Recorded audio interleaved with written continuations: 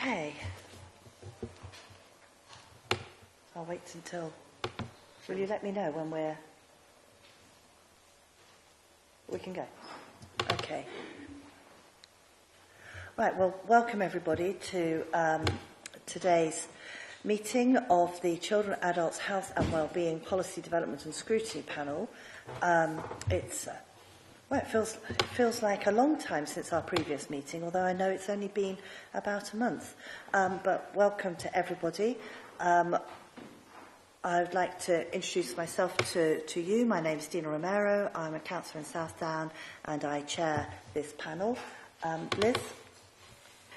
Good morning. My name is Liz Hardman. I'm councillor for Poulton and the vice chair of this meeting. David?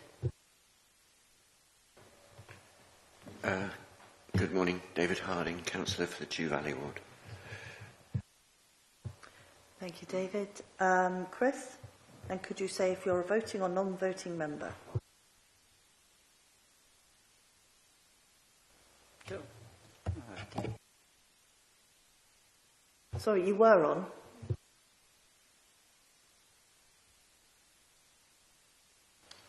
National Education Union, Christopher Batten, National Education Union, non-voting member. Thank you. Hello, I'm Councillor Joanna Wright, Lambridge ward member, voting. Ruth? Good morning. I'm Ruth Malloy, one of the Western ward councillors, and I'm a voting member. Thank you. Thank you. Paul?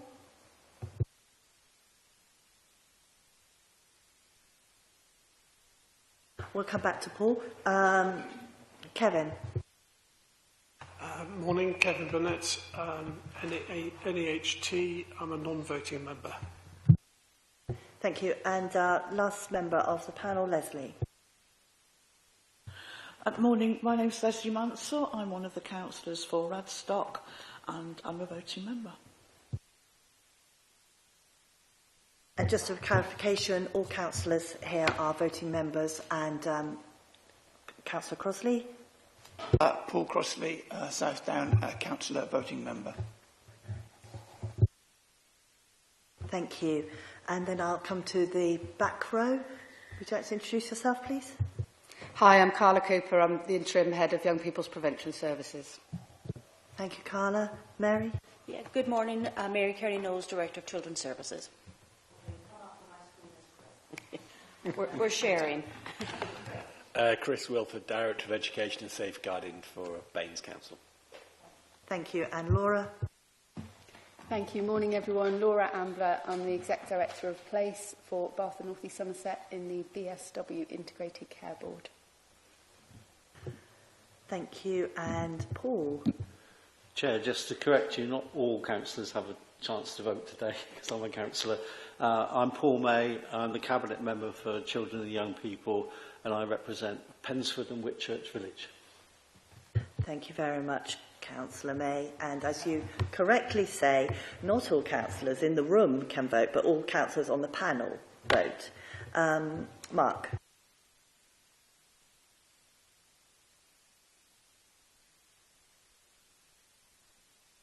We're very much aided by Mark Durnford, who is a Democratic Services Officer.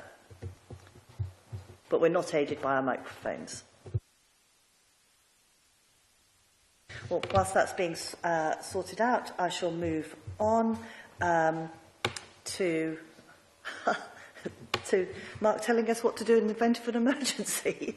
Yeah, I can do that now, Chair. Good morning, Mark Durnford. I'm the Democratic Services Officer. And if you hear the continuous alarm, you must evacuate the building and proceed to the assembly point. From this room, you follow the green running person signs to the exit, using over the marble staircase at the end of the building near to Bath Abbey, or the main staircase. Please do not use the lifts. The assembly point for this building is the Orange Grove grassed area just outside Brown's Restaurant. There is an evacuation chair for use by disabled people who so wish in the corridor outside the Council Chamber Public Gallery. Alternatively, the area at the top of the marble staircase has been designated a safe refuge where persons needing assistance should assemble. Thank you. Thank you very much, Mark. Okay, apologies for absence and substitution. None that I'm aware of, Chair, no. Thank you. I will assume then that Onkar and Barrett will be late. Are there any declarations of interest? No? Okay. There's no urgent business that I'm aware of, and we will, in a slight change, I'm moving the public statements towards the end of this meeting. Okay, so we now move on to the minutes of the last meeting, which is on the 10th of June. So can I ask, first of all, are they a correct representation of the meeting? So there's no errors. And is there any comments that people would like to raise? Okay, Kevin. Thank you, Chair. Just on the top of page 6, and thank you to Mark, whoever's responsible for listing the little points that are still outstanding. I believe that the Community Summit summary, unless my email system has let me down, hasn't yet arrived, and the response around the HERS question. There is also something around safeguarding, but I was told, and Chris and I are talking separately about that until it comes. Thank you. Okay, so we expect that to come between now and soon? It came this morning. I've sent you the summary and the HERS question. The camp copied you all in, and St John's have confirmed they'd be happy to come to the September panel. Okay, it might have to be the one after that, but we will look at the agenda. The September meeting, I think, it's proposed to be have a public health focus. Thank you. Any other points people want to raise on the minutes? Okay, then we move on to the Cabinet Member update. So you have circulated this already. Paul, so are there any, is there anything further you wish to add, or are there any questions people wish to raise? Yes, thank you, Chair. Can I just correct the issue around timing of meetings?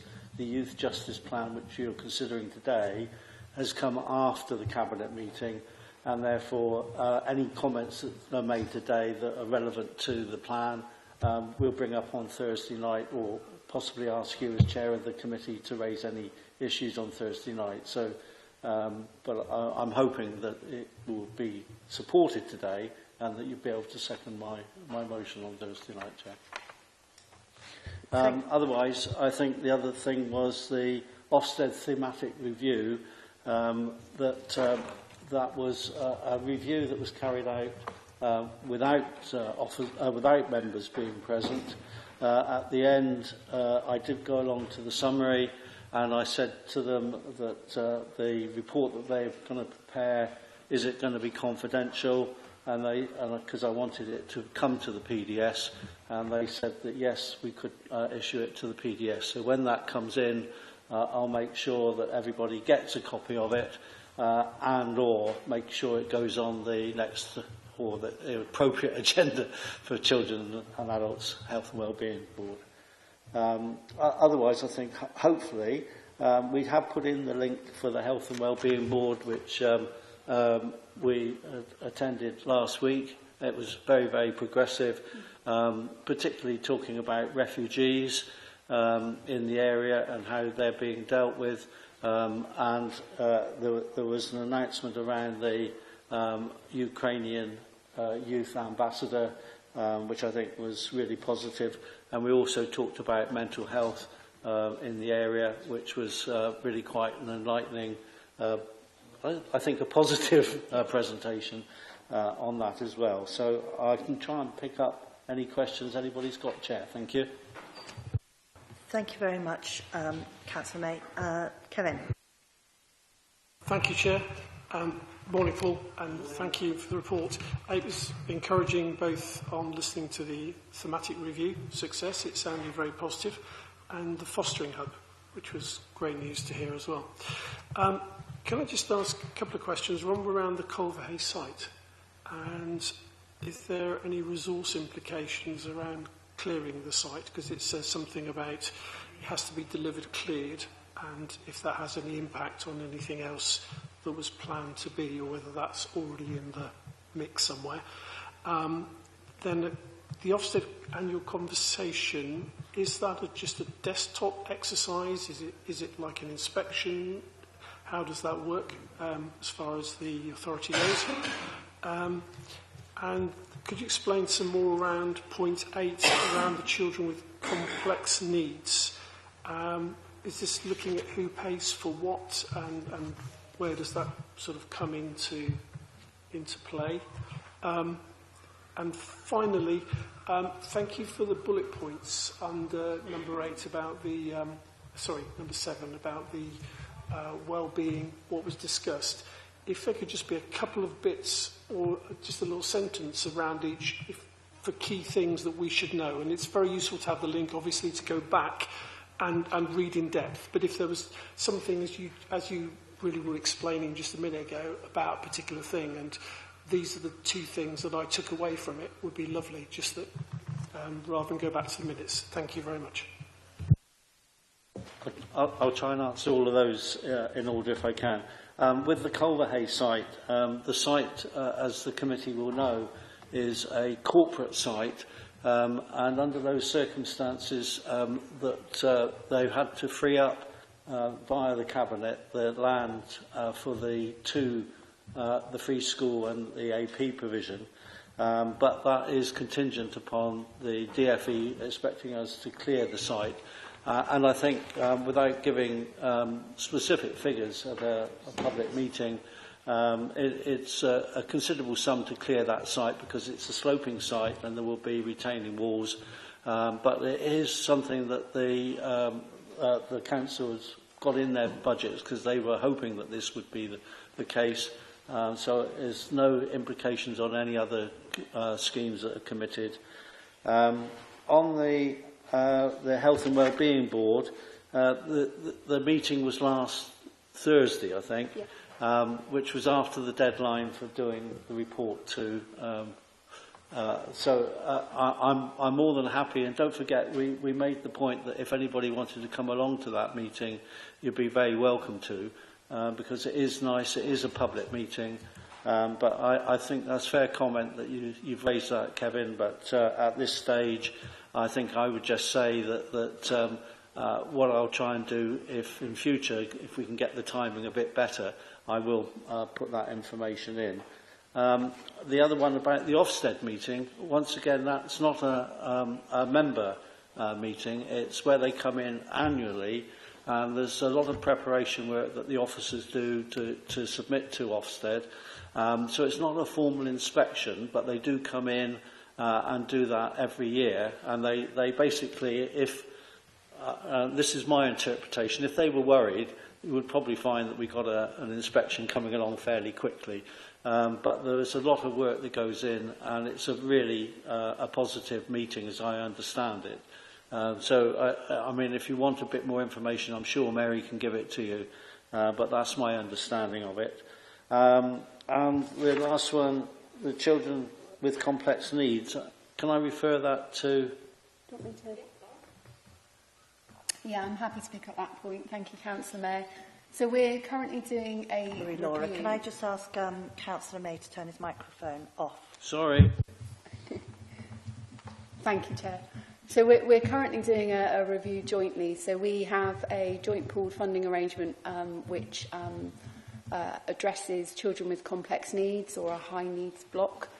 What we're doing at the moment is just trying to understand a bit more about the needs of the children and to make sure that we are clear on what provision there is. We are looking at the top 20 most expensive cases to try and help us understand what's driving the complexity of those care packages so we can understand how those needs are being met. Because sometimes when we're looking at different provision, whether that's social care, education or health, actually what one might find is that there are a number of different provisions that are being made. So what we're looking to do is to make sure that we understand what the demand profile is, what the complexity of those needs are, and are we meeting things in the best way. So that's a piece of work that we're doing. We are doing that across Baines, Finland and Wiltshire. to ensure that we've got some consistency. We've also got some rigour of any new cases that are coming forward. We have a panel that we've put in place, so that those two things, working in parallel alongside one another, should help us understand a bit more. So there's no further update on that today, but when we know the outcome of that, I'm sure we will bring that back to this HOSC and others in due course. I don't know if there's anything else you wanted to add, Mary? Yeah, if I may add, it's a joint review being done both by the local authority and ICS colleagues. So we'll be happy to take an update back when the review is complete. Thank you. I think Chair, Paul wanted to add. Thank you. And if I could just extend that a little bit, the tensions between health and the local authority around SEND and children in care is a major problem, because where do you draw the line between where the local authority responsibility is and where the health responsibility is, especially with the separation of health and children's care. So it is something that is going to be really quite important. I think it's and something that we've got to work on together, because if we don't, then it could become a matter of dispute between us and the ICB. And the other one around the fostering. I was a bit worried about the new fostering arrangement, because we're on the outskirts of Bristol, and the great risk is that all the new foster arrangements are directed towards Bristol and not towards us. So it's really pleasing to actually hear we are getting some positive results, because I did make that point when it was initially suggested, and I think it is good that we are seeing some positive results coming through. So thank you for the queries. Hang on, you're not finished. Kevin's not finished with you yet. So there's only just one other question, which maybe it's law, I don't know, but in the discussions around the complex needs cases, again, I know we haven't talked yet, but about the ICB SEND representative, and what is they leading these discussions, or how does that work? Yeah, absolutely. As Mary says, it's a joint review. So Jill May is our chief nurse. So she has been working alongside all of the directors of children's services to deliver the joint review. Myself, I have the executive lead responsibility for children and young people and learning disabilities and autism. So myself and my team are also in there, as are Mary and Chris and their teams. So a joint review. Thanks very much. Can I also just make the point that it is important that the local authority and the ICB work closely together. The thematic review that was referred to in my report really highlighted how important it is, because if you start to go into little boxes, then you're not going to do the best that we should be doing for the most vulnerable in our community. So I think it is important that we actually fire out a positive message between the local authority and the ICB and all our other partners. Okay. Other questions? Liz? We're straying into your report, Laura, but what we have been talking about, complex needs, is that the PINS project that we're talking about? When we're looking at youngsters with complex needs, is this part of the PINS project? PINS would be a potential project that can contribute to meeting needs, but it's not. It's separate. So the complex needs cases that we're looking at, there'll be a number of different provisions for those children. One of them in due course could be PINS in the future. PINS is a pilot, and I'll update everybody when we get into my report a bit later if that's helpful. But that's an example of some of the provision, but it's separate. The complex needs that we're looking at, there'll be a number of different provisions across both health and social care and education. Okay, any further comments? Joanna.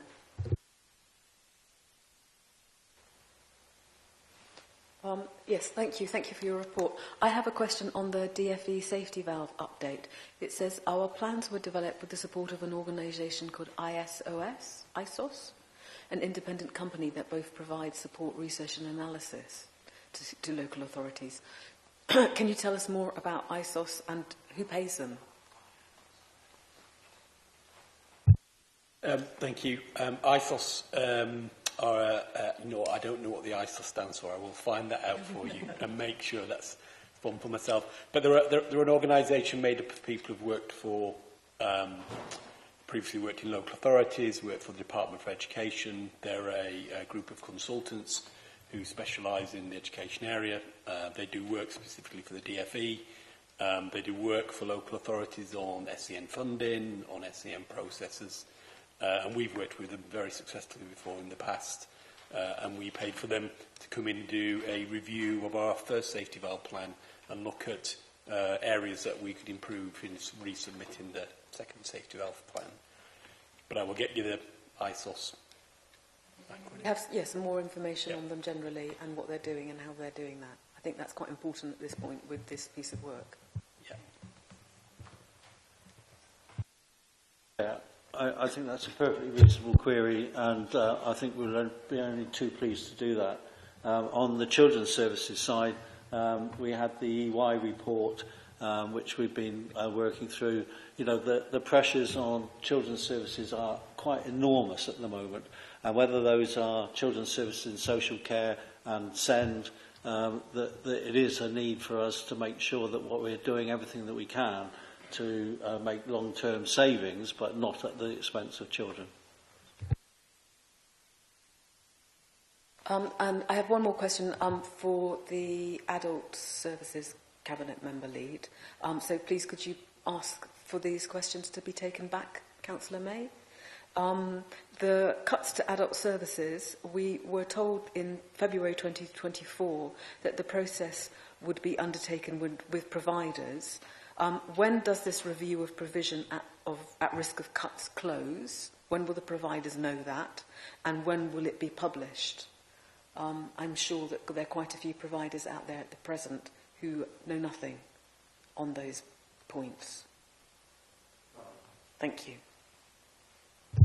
Thank you. And actually, it would be useful, I would think, to know this before the next meeting, which I think is due in September. So that would be great. Thank you very much. Liz, you may ask another question. Thank you. The Hindu temple, which is located in Culverhay, I understand you've said, Paul, that the Culverhay has got to be emptied of the various things that are there. So are there any plans for the council to help the Hindu temple be relocated? I'll try and answer this one, Chair, because once again, as I say, this is a corporate site, and the Hindu temple is one of the tenants on that site. And under those circumstances, the lease arrangement that they got on the property they got there has a year-on-year notice in terms of clearing the site. So there is a whole series of issues that have got to be sorted out on that site. Being Hindu temple being one of them, but I know that the officers, Simon Martin and his team, are working with the temple to actually see whether we can actually find another site for them, or whether within that existing site there may be an opportunity for them to develop part of that site. But at the moment, I can't give you a black and white answer on it unless Chris wants to take a different line. No, that's perfectly up to date. Our estates team are actively helping with the search at this moment in time, but no further update at this stage. Okay, well, my questions follow quite neatly on from that. Sorry, Leslie. I will come to you after my questions, if that's okay. Which are around the leisure provision on the site, and when you're clearing the site, is it planned that will also be removed? Because I think certainly when the swimming pool particularly was open, it was a very useful provision for the local community, and I think would have been a good contributor to ensuring the public health outcomes for people in the area could be achieved. And if that's part of what's also going to be cleared, how will similar provision be provided? Chair, your query doesn't surprise me. In simple terms, that the Cabinet decision was focused around the educational provision. We were very careful at the Cabinet to make sure we left the options open with regards to the other uses on the site. Part of the proposal is with two provisions being made on the site, there's going to be, hopefully, subject to the negotiation with the DFE, leisure provision available to the community outside of school hours. And under those circumstances, they're going to be working with us to actually develop that. But we were very, very careful when we changed the resolution to Cabinet, actually on the evening, to make sure we picked up the opportunity to keep those other options open in the future. Otherwise, the officer proposal that we actually had to deal with actually shut that down. And we said as councillors that we wanted to keep that option open. So it was actually changed on the night, the proposal, just to leave those options open. So I can't give you a definite answer, but the simple fact is there are going to be provisions there in the school sites, which is really good news for the community. And what we're going to do is to try and negotiate the best we can around those other facilities that we want for the public. Thank you. I wonder, perhaps we could also have this at the public health session in September, some sort of just something that sort of says around the access to leisure provision and the public health implications and the nearness for certain communities in order to access that provision. I don't know if that's a little too sort of woolly in my description of what I would like, but I just wondered if that was something that you could, just highlight amongst all the other things we're bound to be asking you to highlight, Laura. Thank you. Yes. Good. Thank you very much. I will ask Leslie if she wants to come in now, and then I'll come back because I've got another couple of questions myself. Thank you for the report, Paul. I'd be happy to give you feedback regarding youth justice plan, but I can't find the equality impact assessment. I've looked online, it's not attached to the report. Is it possible to have a copy of that? It ought to be there online. The other thing I wanted to pick up, you've just talked about the need to make savings, but not at the expense of children. I was just in Jersey at the weekend in the Channel Islands and talking to a senior manager there at the college, and they seem to have similar issues that we have here in the UK, in England, and certainly in Radstock, where we are doing work, or the Youth Hub is doing work with young people who are not in education, but they are trying to get them into upskilling on a programme they have there, which seems to be working quite well. I don't have all the facts and figures on that, but maybe that would be something we could look at a future meeting. But will there be continuing funding for those kind of projects to make sure that we're getting through to young people who, what seems to be happening is they've been really affected by COVID, having been locked up in their rooms for a couple of years nearly, playing on video games, which don't seem to have helped very much at all, and they don't seem to have the social skills as a result of that. So, as I say, I was talking to somebody in Jersey having exactly the same issues there as we are here. Thank you. Leslie, when we come on to the Youth Justice report in a minute, we can deal with that in detail. I must admit, I hadn't picked that up, so I'm sure Carla and Mary will, by the time we get to that item on the agenda, she'll have a good answer for you. But the simple fact is there should be an equality report with every report, so I apologise if I haven't done that, and we will make sure that that goes out to all members.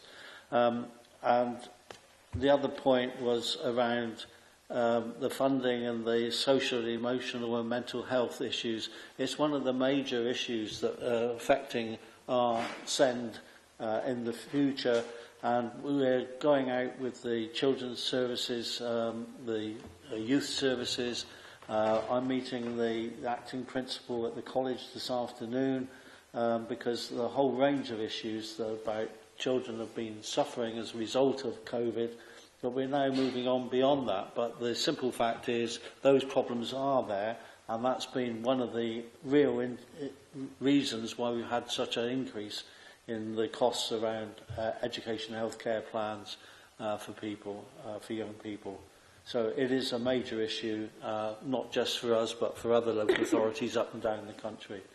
And I think the one thing I'll just say about our side is we've suffered because the demand has more than doubled in just a few years since COVID, but the staffing resources haven't. And going back to Councillor Wright's query around ISOS, one of the big issues that we've had is that we haven't been able to deal with all the issues around SEND, and under those circumstances we then found we got lots and lots of complaints, and then you're spending a lot of time dealing with the complaints rather than dealing with the cases. So we needed help, and the safety valve is one way in which the government is putting some additional support in.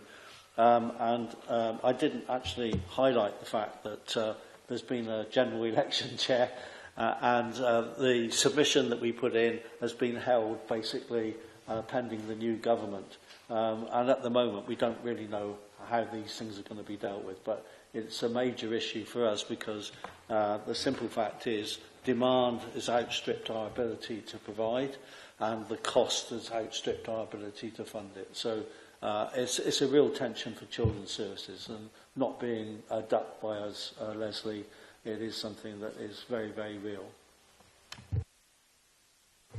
Thank you. And that also led into my questions, which were around the whether the new government was going, how supportive they would be of programmes such as Safety Valve, and you don't know yet. No, okay. And therefore, if the new government is not supportive of Safety Valve programme, is there contingency in the budget to, because part of the Safety Valve, of course, is around managing the sort of budget expectations, isn't it? Thank you, Chair. The simple fact is that a lot of the work that we're doing around Safety Valve is directly going to improve the services that we provide without cutting the costs. And under those circumstances, if Safety Valve was stopped, then it would probably put just about every children's services in the country out of business. And I'm sure Councillor Hardman will pick that up for us here. But the simple fact is that a lot of the work that's being done around Safety Valve is to actually organise the service more effectively in the future. So whether Safety Valve was there or not, I think that work has got to continue. And some of the improvements, including the technology and the whole range of things for helping parents, I think is really important, because it is important for us that we should work more effectively with the parent carers forum so that we can actually engage with parents, because it's not just the young people that the problem is with, it's for their parents and how they care. And if we're not dealing with the cases effectively, then that just generates a lot of tension within the community. And, having been away from this role for 4 years, seeing the pressures that are there now in comparison to what they used to be is really quite enormous. And we haven't got that magic wand. And Safety Valve isn't a magic wand, but it is something that is hopefully going to help us in that process of change that we need to do. Leslie. Yeah, can I just come back? I mean, quite clearly we don't have a magic wand, and wishing is not going to get us anywhere. Could we not write to the new Minister, David Johnston, on this particular issue around the funding? Because, I think we're quite aware this situation is getting worse, and without that funding and putting in the right services, it's not going to get any better. Thank you. The simple fact is, I think the new Secretary of State has already indicated that she's going to work very effectively with the ADC, and the ADC are absolutely full on about the problems around safety valve and children's funding. Every week there's reports come out from the F40 group which tells you about funding issues. And the simple fact is it's been put on hold by the previous government pending a new government coming in, and that's going to be a major issue in terms of local government funding in the future, and it isn't something that is going to be easy for the new government to deal with. But it's there at the moment. In the southwest, I think all but 3 or 4 authorities are in safety valve, and under those circumstances, you just think about the implications if the costs which are held off the council's books suddenly came back on the books. It would literally overnight put local authorities out of business, so that they would then have to deal with Section 114 notices up and down the country, which just can't happen. So there's got to be a solution, but what it is, it's above my remit to even guess how they'll come up with a solution. Thank you, Chair. Sorry, Paul, do you just want to say what ADC stands for? What does ADC stand for? Association of District Councils. Is it ADC or LGA? It's ADCS, so the Association of Director of Children's Services. That's what I thought he was referring to, and that's why I was puzzled by talking about district councils, because you're also right that the LGA will have, so that's the Local Government Association, they will also have views that they will share with the relevant ministers and Secretary of State as well. Kevin. Thank you, Chair.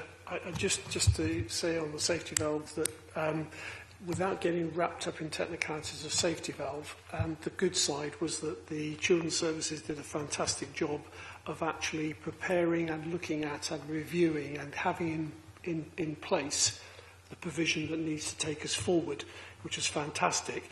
And how or when or whether the safety valve goes ahead, there I'm sure will be some mechanism, but at the moment it's off our books, and all we have to worry about is the best provision which seems to be coming forward, which is fantastic. Thank you very much, Kevin, and actually a well made point. So I will now go back to another area where I think councillors ought to have been involved in. I'd just be interested to get some views, not necessarily from the Cabinet member, but maybe also from officers as well, about the involvement of elected members in the reviews that have been undertaken both from Ofsted and also the CQC. Chair, I'm happy to respond to that. So Bath and North East Somerset, both the local authority and the ICS, we had a joint thematic review around preparing for adulthood. So we were one of 6 local areas that were invited to take part. We did ask at the outset whether elected members could be involved in the visit, and were given a very clear steer that this was to be officers only. So we did ask that at the outset, and we fed that back. And certainly for the feedback session, we did ask if Councillor May could attend as the lead member, and that was agreed to. But we did at the outset ask whether our colleagues could be involved. So got a very, very clear steer. But to add to what Councillor May has said, it was a really positive experience, both in terms, I guess, of our preparation around a SEND alternative provision inspection, which we anticipate will happen in the next 12 months, but also for our colleagues in adult social care, who will have their social care inspection come September this year. So, and there was great learning for all of us in terms of working across the service and looking at the experiences of our children and young people through preparing. And as Councillor May has said, there will be a letter issued. It's not a judgment, so it's not a graded judgment in that sense, but we will happily share that letter when it's received. Thank you, Mary, for, first of all, for all the work you've done and for the good outcome, but also for preempting what you knew would be my question at this meeting. Thank you.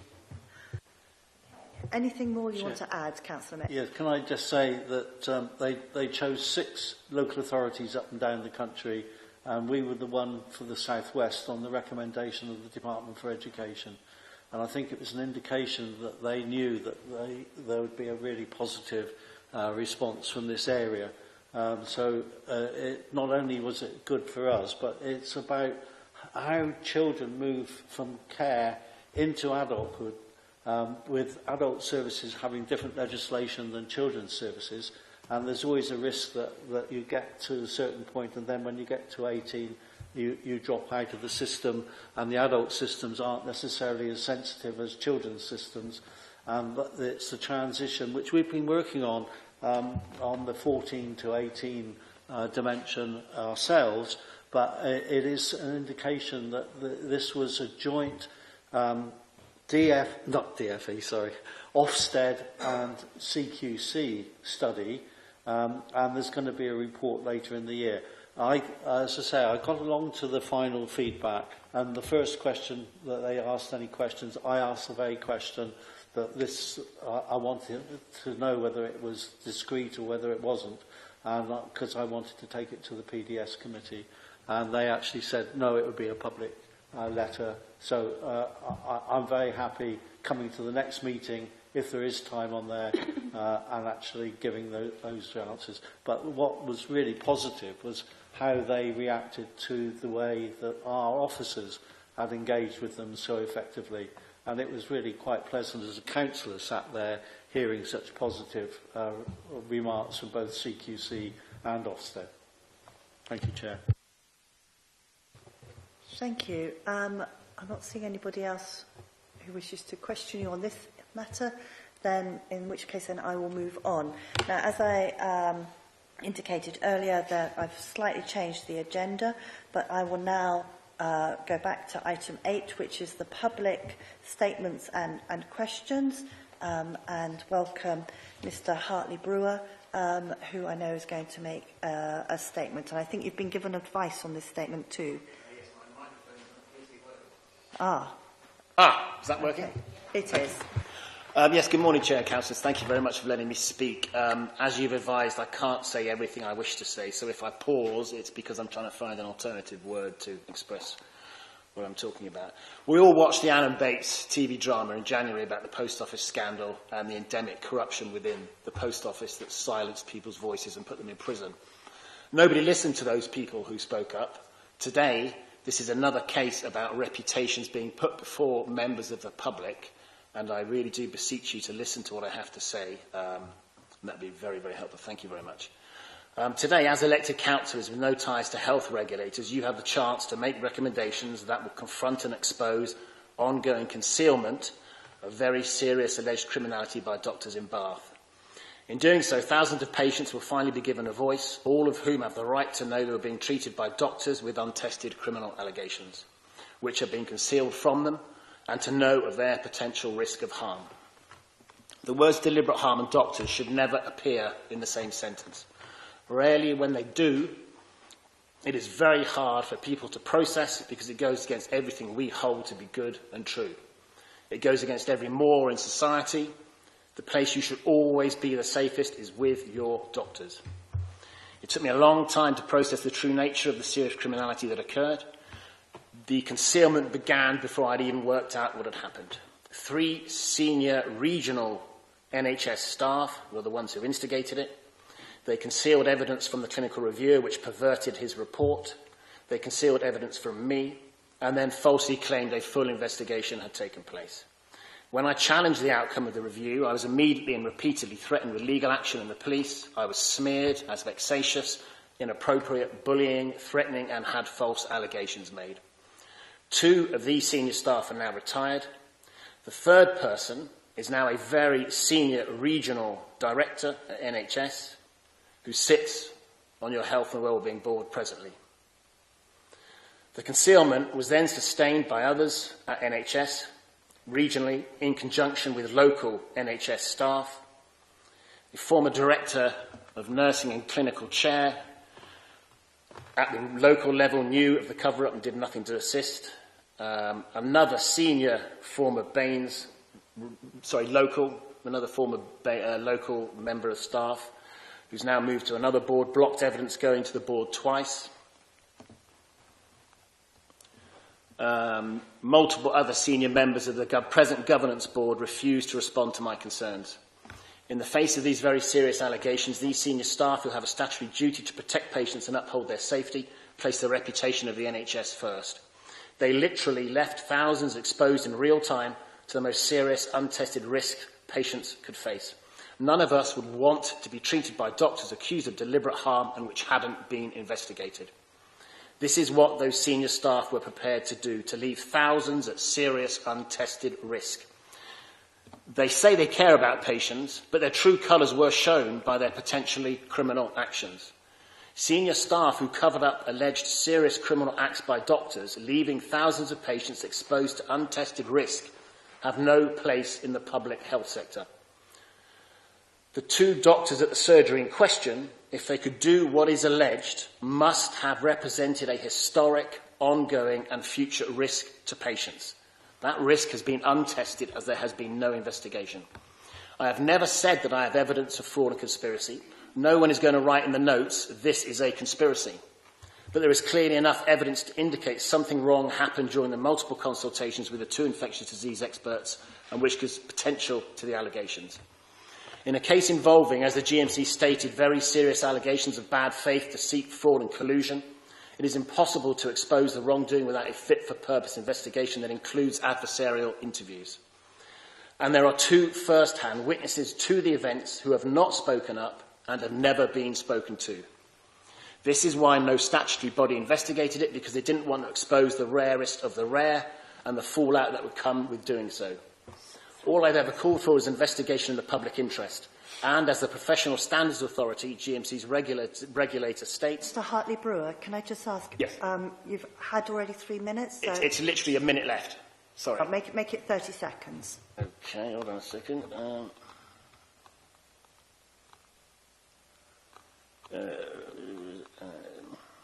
Okay, because they didn't want to expose the rarest to the rare. All I've ever called for is investigation in the public interest, and as the Professional Standards Authority states, even if there is no evidence, allegations of deliberate harm against doctors can't be left untested as it doesn't protect the public. So all I'm really asking for is for the committee to make some recommendation to pass it to the police to investigate, really. Because these allegations are untested. There has never been an investigation. It has been concealed. And if the doctors could do what they did to me, and it hasn't been investigated, what's happened to the other patients over their 20-plus years of practice when failings occurred? What did they do? Thank you. Thank you very much. Mr Hartley-Brewer, could you turn your microphone off? Off. Thank you.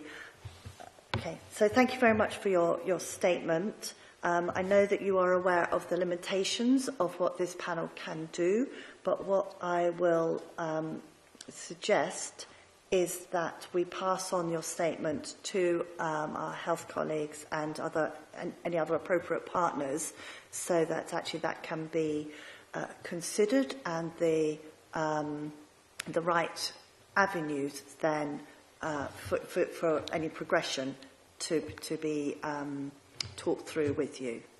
Is that everybody happy with that? Okay. Sorry, you can ask a very short question. When you say health partners, do you mean the people who have already concealed it? I mean, if you're passing it back to them, you're passing it back to the people who have concealed it. Sorry, I was passing it on to our Laura Ambler here, who will take it up and progress this. Back to the body. I'm not accusing Miss Ambler of anything at all. She knows nothing about this, but you're passing it back to the body that is. As I said, we have limited powers in this panel. You could recommend it goes to the police, though, in the public interest, couldn't you? I think we'll pause there, but thank you very much for your statement. And you're very welcome to stay for the rest of the meeting. Thank you. Otherwise, if you wish to leave, then we can wait for a moment or two. Okay, so you wish to stay, and that's absolutely fine. So I'm now going to move on to the next item, which is the lovely snappy title, the Bath and North East, Somerset, Swindon and Wiltshire Integrated Care Board update. And Laura, it might be useful for certainly Mr Hartley-Brewer's benefit if you just reintroduce yourself. Yeah, of course. Thank you, Chair. So I'm Laura Ambler. I'm one of the exec directors at the Bath, Swindon and Wiltshire Integrated Care Board. So my portfolio responsibilities are for Place, and in particular I'm the director of Place for Baines, but also I'm the exec lead for learning disabilities and autism and children and young people. So I'm very happy to take that statement as you just concluded, Chair.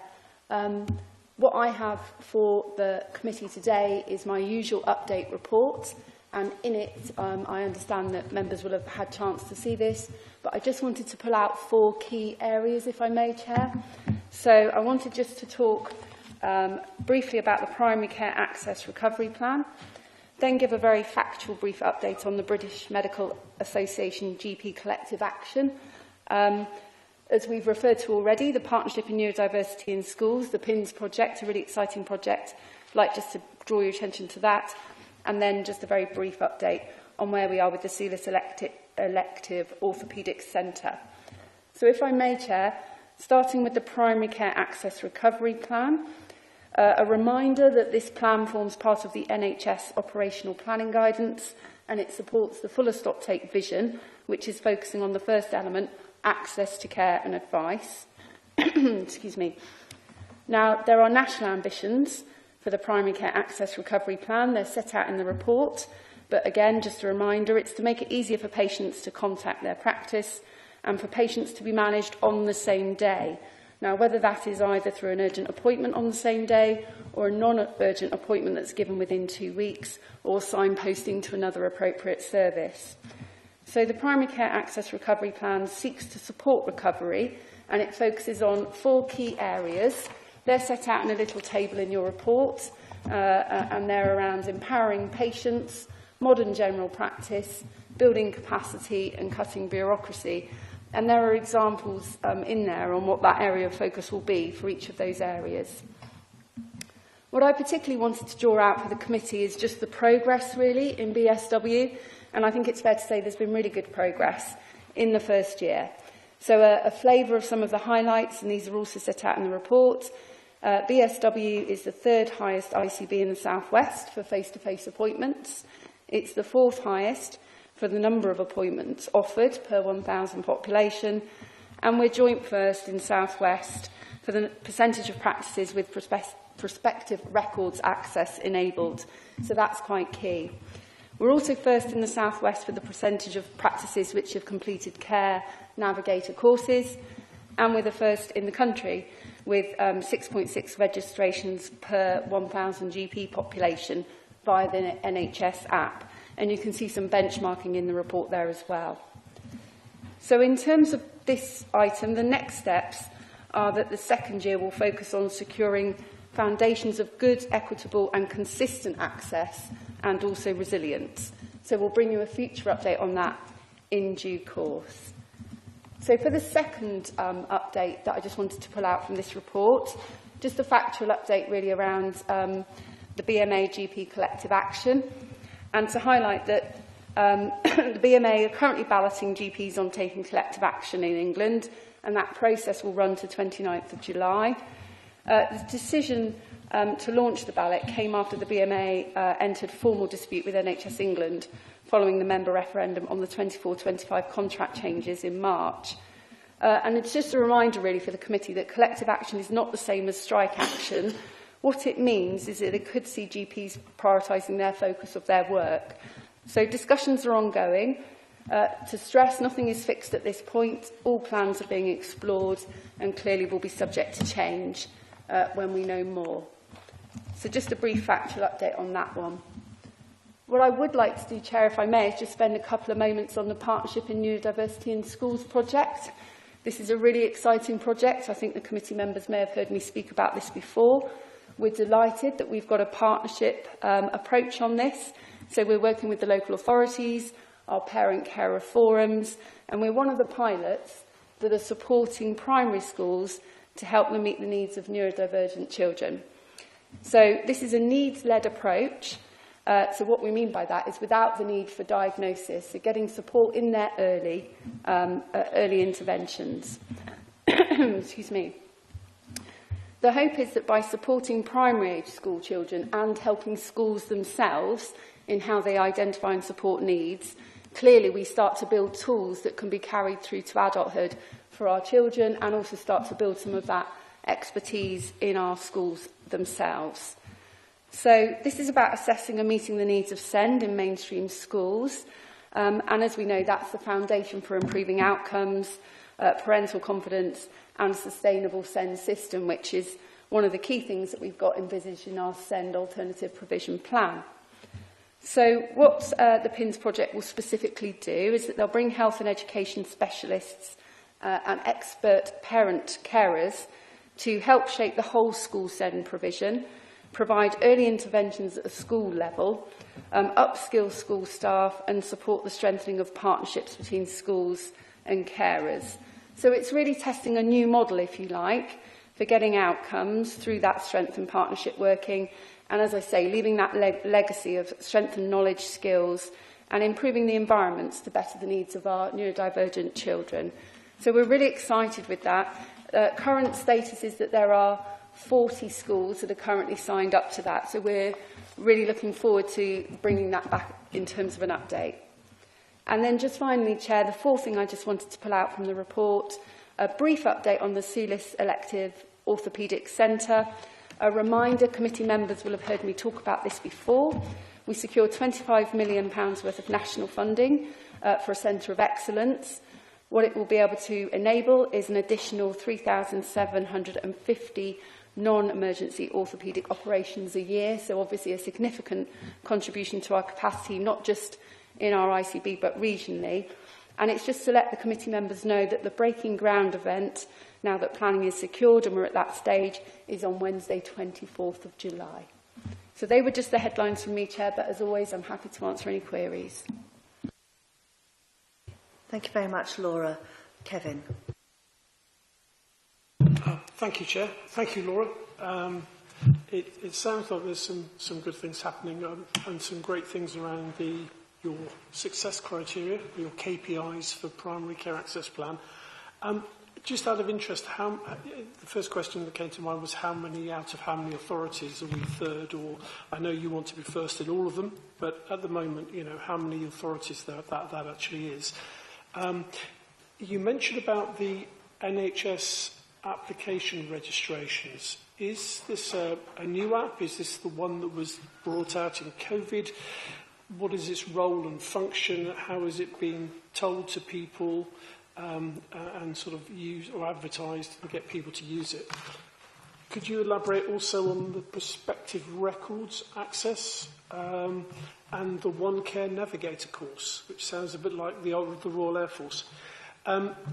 Under the GP collective action, what are the key problems, and is this something the ICB has any impact over at all, or is this a national thing? And finally, around PINS, generally there seems to be a marked increase in neurodiversity, recording of autism, and is there anything that the Health Board is investigating in this regard and reasons that may be causing underlying this? And I appreciate that the project is going to be looking at creating cultures in schools. I think we had dyslexic-ready schools and various other things in the past, so this might be something of general practice. But how many schools are involved in the project and how they are selected? How that fits in with the LA's new SEND and AP advisory service? And what happens once the schools identify areas that they need support in? Thank you. Thank you for those questions. I'm just jotting down. And I'll try and cover them as completely as I can. There may be a few things that we need to take away. So starting with primary care, in terms of how many out of how many, it's across the southwest. And embarrassingly, I don't know off the top of my head how many there are in the southwest, but I'll get that number and get that back to you. In terms of the NHS app, it's not a new app. It's the national NHS app. And clearly, as you know, there's a big drive to try and increase registrations on that app, because we can see that actually that's one of the key ways that people are able to manage their health records in a very proactive way. So we do know one thing from the BSW figures is that we've been very successful in increasing that. And when you see the benchmark across the southwest again, you can see that's really positive. In terms of access to records, one of the key things that we found is that obviously being digitally enabled and appropriately being able to share those records is critical in terms of integrated seamless care. we've picked up on it before in this committee. So that's something why I pulled it out. It's a real priority and something that we're making good progress on. Similarly, in terms of care navigators, again, they're seen as a very critical role, really, in being able to direct. So if we think about the whole premise being about improving access, and in some instances that may well mean that navigating to a more appropriate service, so having people trained within our primary care family to do that is really important. In terms of the BMA GP collective action, that obviously is a national discussion that's ongoing. In terms of what that means, we don't yet know. That's why I say discussions are ongoing. It will mean that GPs may be able to focus what areas they want to focus on, but I think, again, that's something that we'd need to bring back in due course. The ICB's role in that context, I think, is to be keeping that watching brief and understanding what the implications are for local areas when we know more. And then on PINs, I think it's true to say, you're spot on, you're right, that there is a marked increase in the demand profile for those children that are presenting with neurodiversity. I think there's a broad range of reasons for that. Obviously, we're getting better at understanding that more and identifying more. I think it's a broader definition. One thing we do know in particular is that we are seeing an increase in autism-only profiles that are coming forward. And again, the complexity of what our children and young people are dealing with. And as Councillor May has alluded to earlier today, not just across the whole holistic health spectrum, so emotional health and wellbeing as well. So I think it's fair to say that we know, particularly if we start to focus for an early years offer and thinking about our primary schools, that will help equip children, their families, their carers, supporters, to be able to have different strategies and tools that they can carry with them through their schooling life, but indeed into adulthood. So that's why we're really excited about the project. I think you asked how many schools. There are 40 and how selected. The schools were all approached, and we also did a really joint approach with local authorities and parent carer forums. We did a lot of work to really encourage schools to sign up and for them to see what the benefits would be for them. When they do sign up, they perform a self-assessment checklist. And when they've gone through that checklist, that will identify areas that they need to prioritise on and where we can focus the nature of the support that they receive. So I think that was most of your points, but I may have missed one or two. I apologise. Go on. Okay, sorry. The Send an AP Advisory Service. Chris and Mary will just come in on that. Yeah, thank you for that. It's good. It's a really good question. The project manager, Claire Galloway, who's been setting up the Send an AP Advice Service, has been involved with the piece of work with the ICB on the PINS project. And the Send an AP Advice Service, when it's fully operational, when it starts operating from September, part of its role will be about providing information, advice and guidance, supporting schools with access to CPD. So its role will be to very much signpost schools to the PINS project so that they can either sign up if not signed up, but also gain further advice and support around that service area. Can I just ask if there's a limit then on the number of schools that can sign up, or is it you saying the whole 80 odd schools in Baines could sign up? So initially the pilot is looking to have a minimum of 40, but obviously this is something that we could be looking to roll out beyond that. I don't know the exact number of schools, do you? 12. 12 is hot off the press, latest figure in Baines. Thank you. Okay, and the final question really was, what happens when the schools have done their self-evaluation and they pick out A, B and D for support? How do you support them? Yeah, then they get the targeted focused support from those health and care specialists that I was describing. So we want to make sure that we respond to the differences in different schools and what they think that they will need. So hence the self-assessment checklist is a really important tool to begin with. Your funding? Yeah, so that's the national funding that will come down, and that's allocated across Baines, Swindon and Wiltshire. Thank you, Laura, and thank you, Kevin, for your series of questions. I think I've got Joanna and then David. Thank you for your report. I'll start with the GP data. How does the average person go about the complaints process when challenging behaviour that they don't like within the GP practices? So usually that comes through PALS, the Patient Advisory Liaison Service, but indeed there are individual practices will have their own complaints procedure as well. So they should be routinely described, available and advertised through GP practices and also available online. Useful to hear, just even as a counsellor. I mean, I've had experience with my own son and having challenges. I think I've brought it up at a previous meeting. But it just shows you how little most people know about how to navigate that and how the system seems to be to support the people already within the NHS rather than the average person. So I guess the wider question is, how do we work through that process of complaints so that the average persons feel that they are being taken seriously and that complaint goes forward? I think if I understand your question correctly, there's two things in there. So there's something around the support to make sure that you get the right and appropriate access. And then there's something around if you feel that you're not getting that right and appropriate access and support from your GP surgery as an example.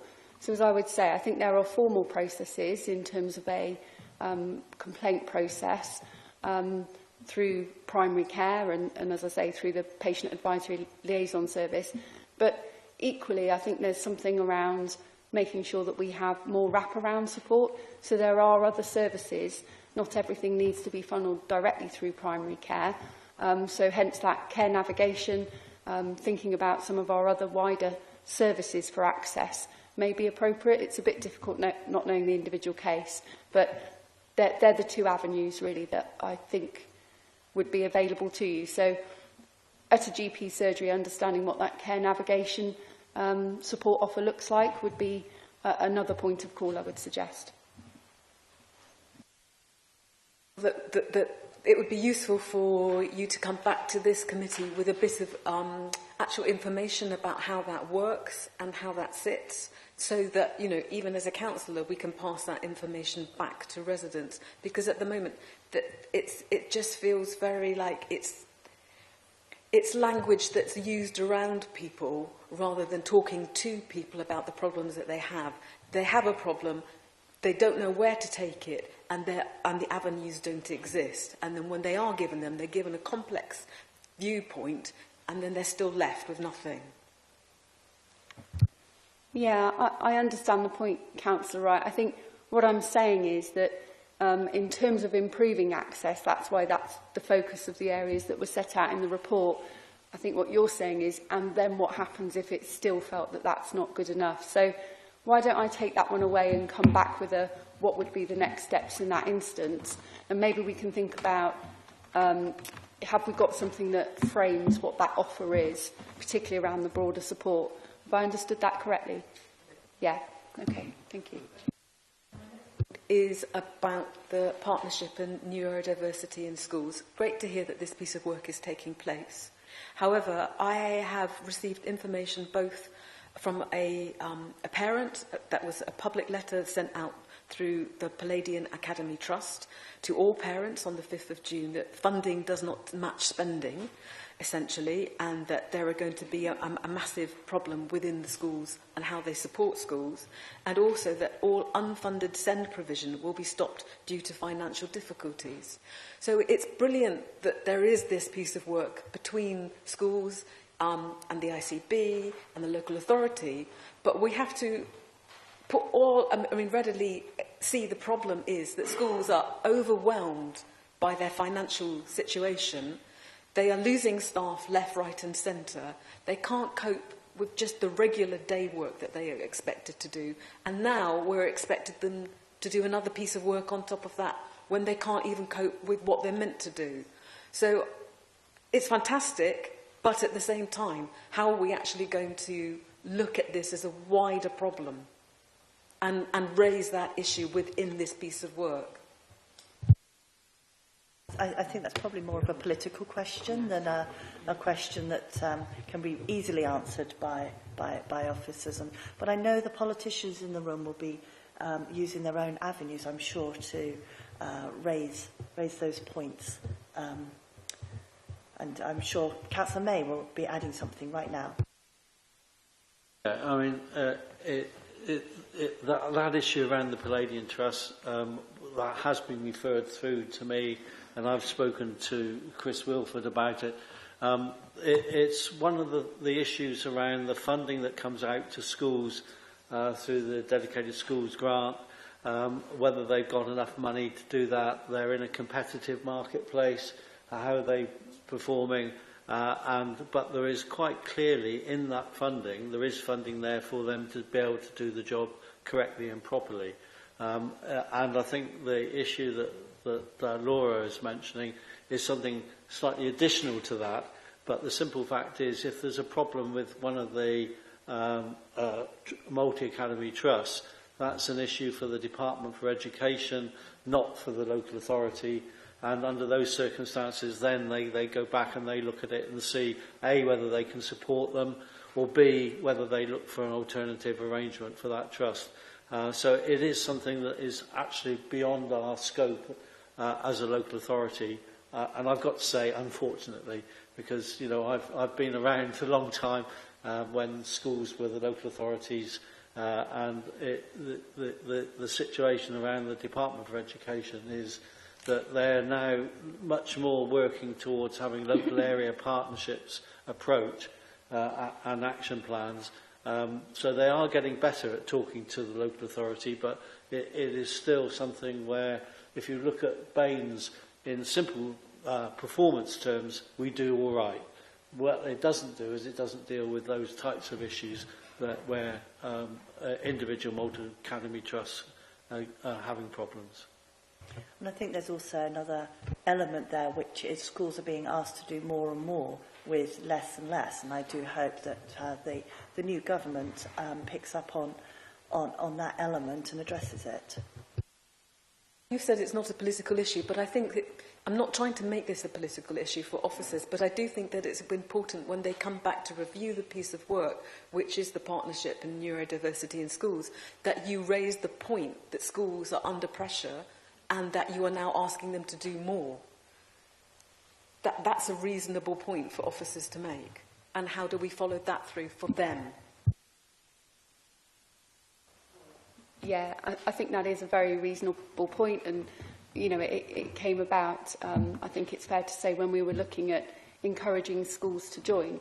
Clearly one of their issues would have been, do they have the capacity? So I understand completely, Councillor Wright. We will, as we go through and evaluate the project, clearly be making that clear. I suppose it's a bit of a catch-22, isn't it? Because the whole purpose of the project is to try and build some of that capacity for schools. So it's not asking them to do something on top of the day job, but providing some of that expertise and targeted focus effort. But I do understand the point, and we'll make sure we look at that in the evaluation. Within the evaluation, are there certain schools that did not come forward because they really don't have the capacity? That is an important point to be made. Councillor May, did you have your hand up? Or? Yeah, thank you, Chair. And I would just say, let's pick up the subtlety between schools and multi-academy trusts, because I think that is a fundamental issue moving forward, because often those schools are accountable through to a multi-academy trust, and how does that work, I think, is something that we need to perhaps pick up in that, Laura. Yeah, okay. Thank you. Kevin and then David. Thank you, Chair. just coming back on that point, really, and also the feedback of comments. I think that it's... I would dispute, I'm afraid, your comment that schools and trusts have funding to do their job correctly, because funding is absolutely dire, and the reason the letter must have been written, and for a multi-academy trust CEO to write such a letter to parents must be quite a cry to say there is no funding here and you must make a fuss, parents, and contact your MPs.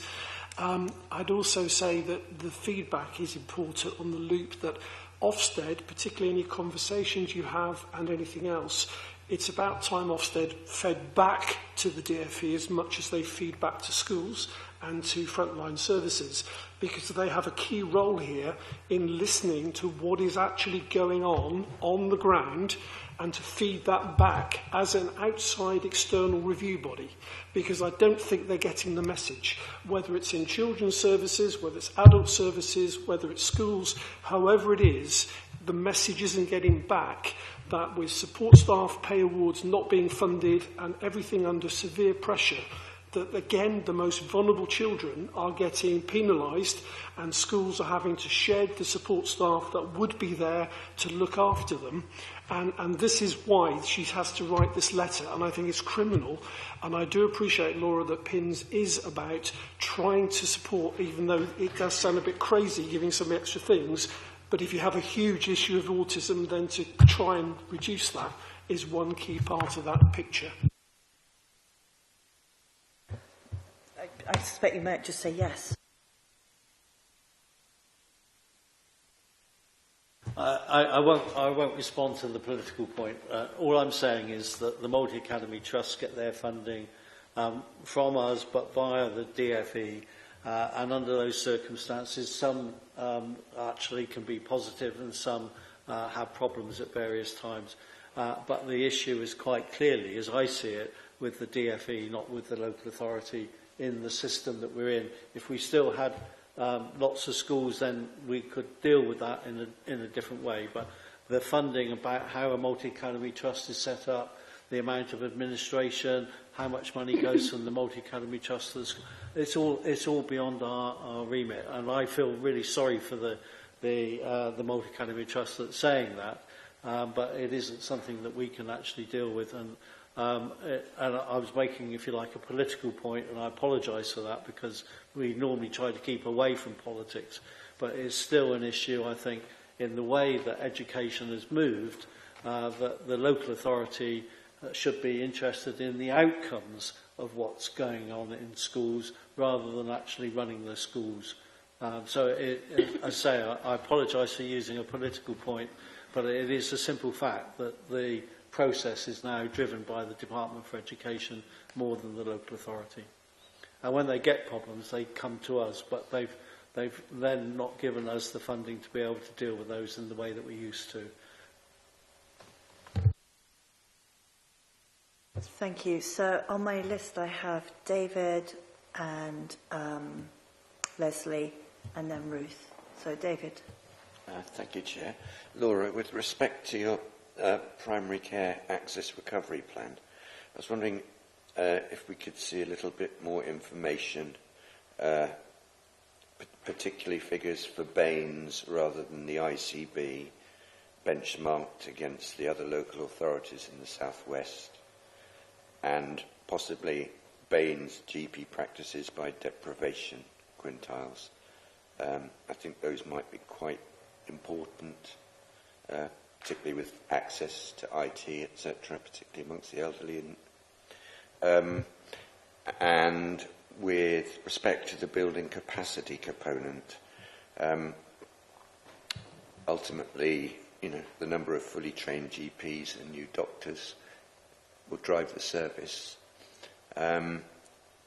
So could we see those figures for the last 5 years or so, and then see them ongoing as this project evolves?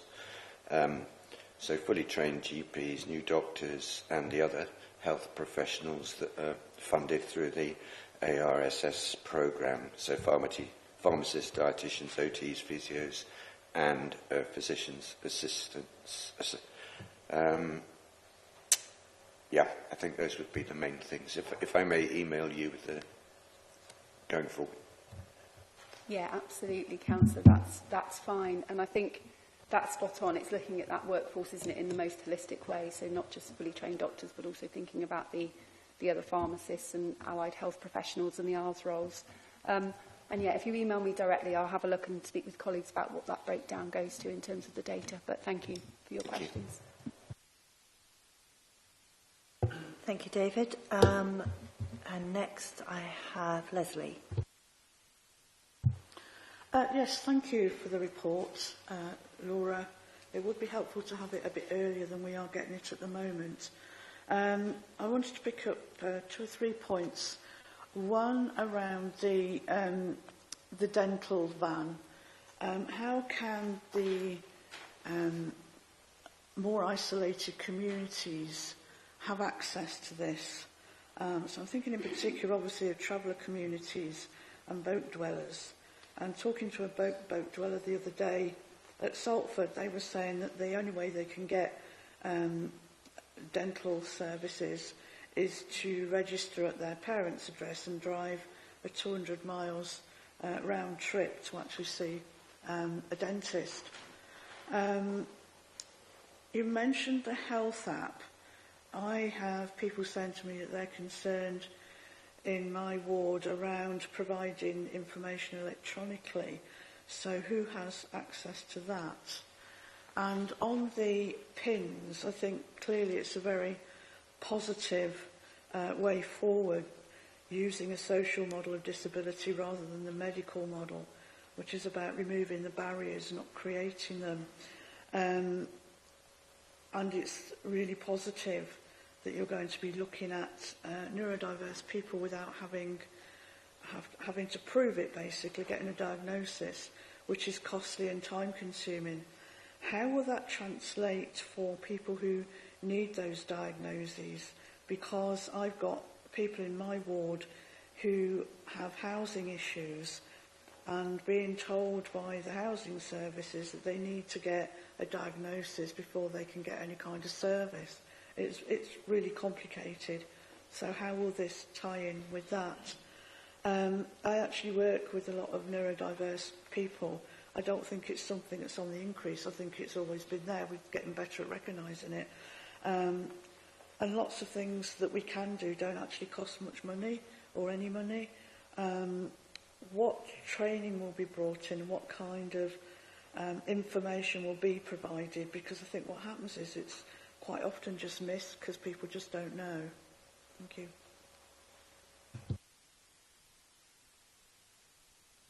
Thank you for those comments. I'll work through them in turn. First of all, I apologise if there were any delay to the report, and I'll make sure that we get that to you in a timely fashion next time. In terms of the dental van, excuse me, as we've set out in the report, and as I think we've spoken about before at this committee, we don't yet know what that provision is going to look like, but we are very closely involved in terms of working to understand our population health needs so that we can identify those key areas where we know that we have no deprivation, particularly for our children and young people, and actually for some of our learning disability and autism cohorts as well. We know that dental, as we've heard before in this committee many times, is a key priority focus. I think the other thing that you draw out is a really good point, and one which we have also fed back, which is around some of our specialist populations around boat dwellers and gypsies and travellers. And again, just having to be really mindful of that.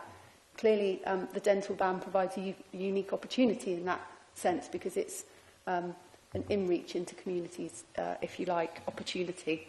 So we'll keep a watching brief on that and bring that back. In terms of the health app, and I understand the worries about accessing data in general, the health app is clearly a secure app that only those who register on it are able to access their own data, or if they have a nominated person that helps them with their health and social care needs, there is a provision. So if you are looking after someone and they have given their authority for you to access their record, then that is a separate arrangement that can be made. But other than that, it's unique to the individual and the person. And again, when we're thinking about access to records, as we know, data protection, that's one of the key challenges that we find in an integrated care system, because we have to do it in a really robust and appropriate way. So clearly that's one of the challenges that we are trying to overcome. It works both ways. In terms of pins, thank you for your reflections. We think it's really positive as well. It's absolutely about removing some of those barriers and recognising that we shouldn't be waiting for diagnosis before we think about tools and strategies and what we can do in terms of prevention and early intervention. How does it translate to people who might need that diagnosis for other services? That one obviously is tricky. This is complementary. So as you've identified, it's about supporting people before any diagnosis or indeed without the need for any diagnosis at all. Having said that, I do understand that there are some instances where other services, it is felt, whether it's real or perceived, that, you know, a diagnosis is required in order to access some of that support. So I think this should be seen as a complementary, but I understand that those challenges will still exist. I'm sorry, I think I missed one point. There was one around training. The opportunity of this pilot, and obviously others will be going through them, is that shared learning opportunity, and then clearly thinking about how we can roll out some of those other training opportunities.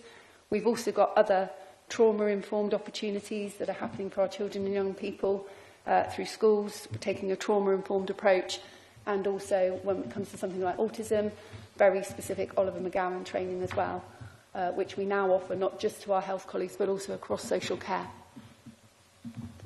I hope that helps answer some of those points. Thank you, Laura. I'm now going to ask Ruth. I think you had some questions.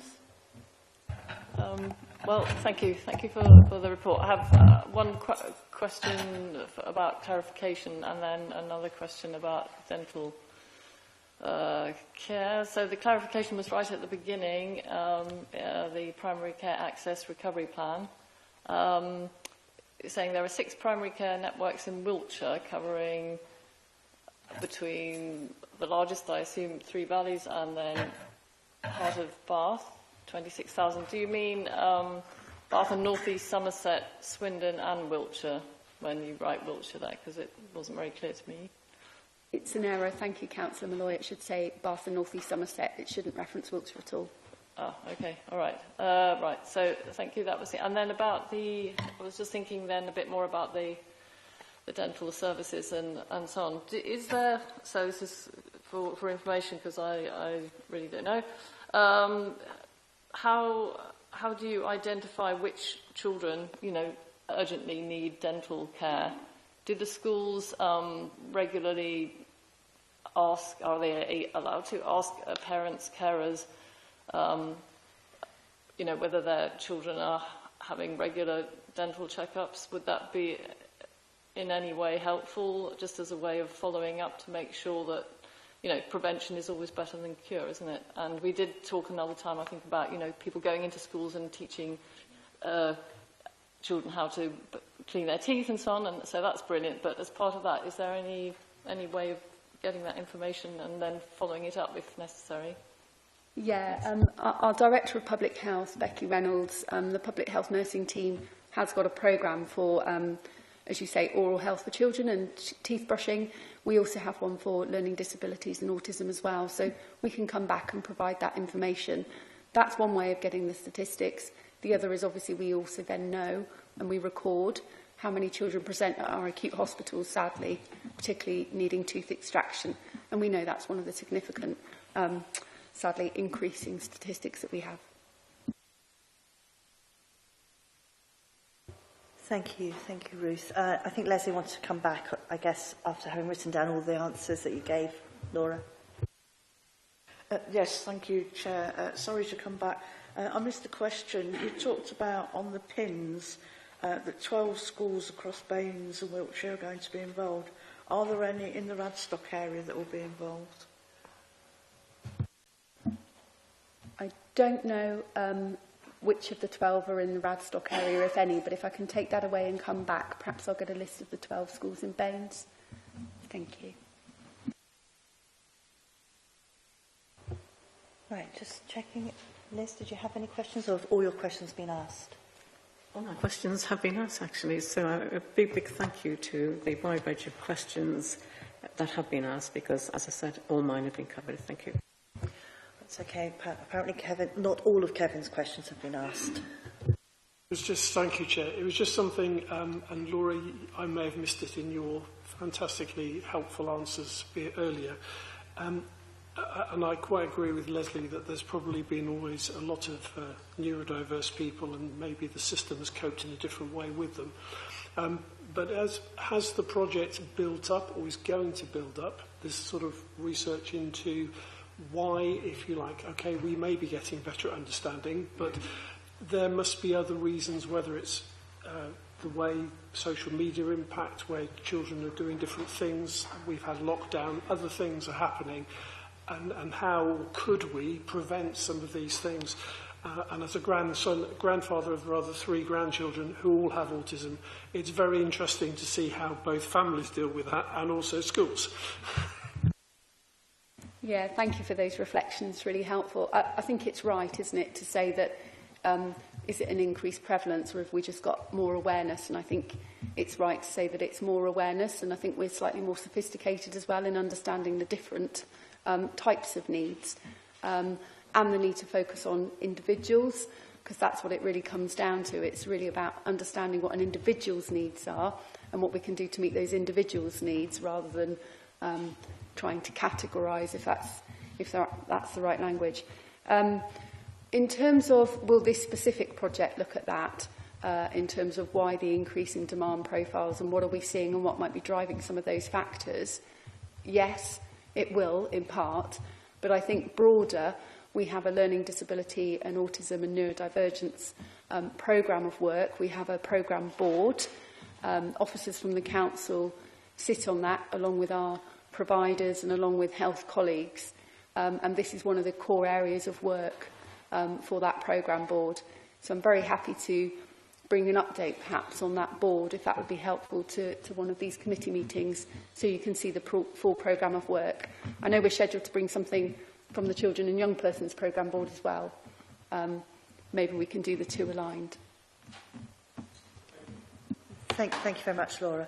So I think I will now ask the last question, and it's an area that hasn't really been talked about today, but I have mentioned it previously. But when we're talking about digital records, is this something that is being expanded across the whole country? So could it in time actually mean that we could finally get to a point where university students could then be sort of dual registered, so that they won't have to access services in either their home location or their studying location as an emergency? Yeah, so again, I guess there are two different things there. So the NHS app is something that you have on your phone, and it follows you around as the individual. So you have access to whatever services you have accessed across the NHS. In terms of digital records and their interoperability, clearly at the moment we're looking on an integrated health board footprint, and we do work intra-ICB to try and understand how that might work, so that it works across primary, secondary, acute. I think obviously it's a bigger step again, isn't it, to think about how might that work across the country. Clearly we are looking at this, NHS England are looking at this. We need to think about very carefully what we do in terms of student cohorts, and indeed any other cohorts that might move around. So that's the, I guess, holy grail, isn't it? It's the golden ticket, but there's a way to go on that, I guess. And at the moment, we're trying to work through what we can as our system, whilst learning from others, and making sure that we look at what's called an integrated care record and try and do that consistently and share learning.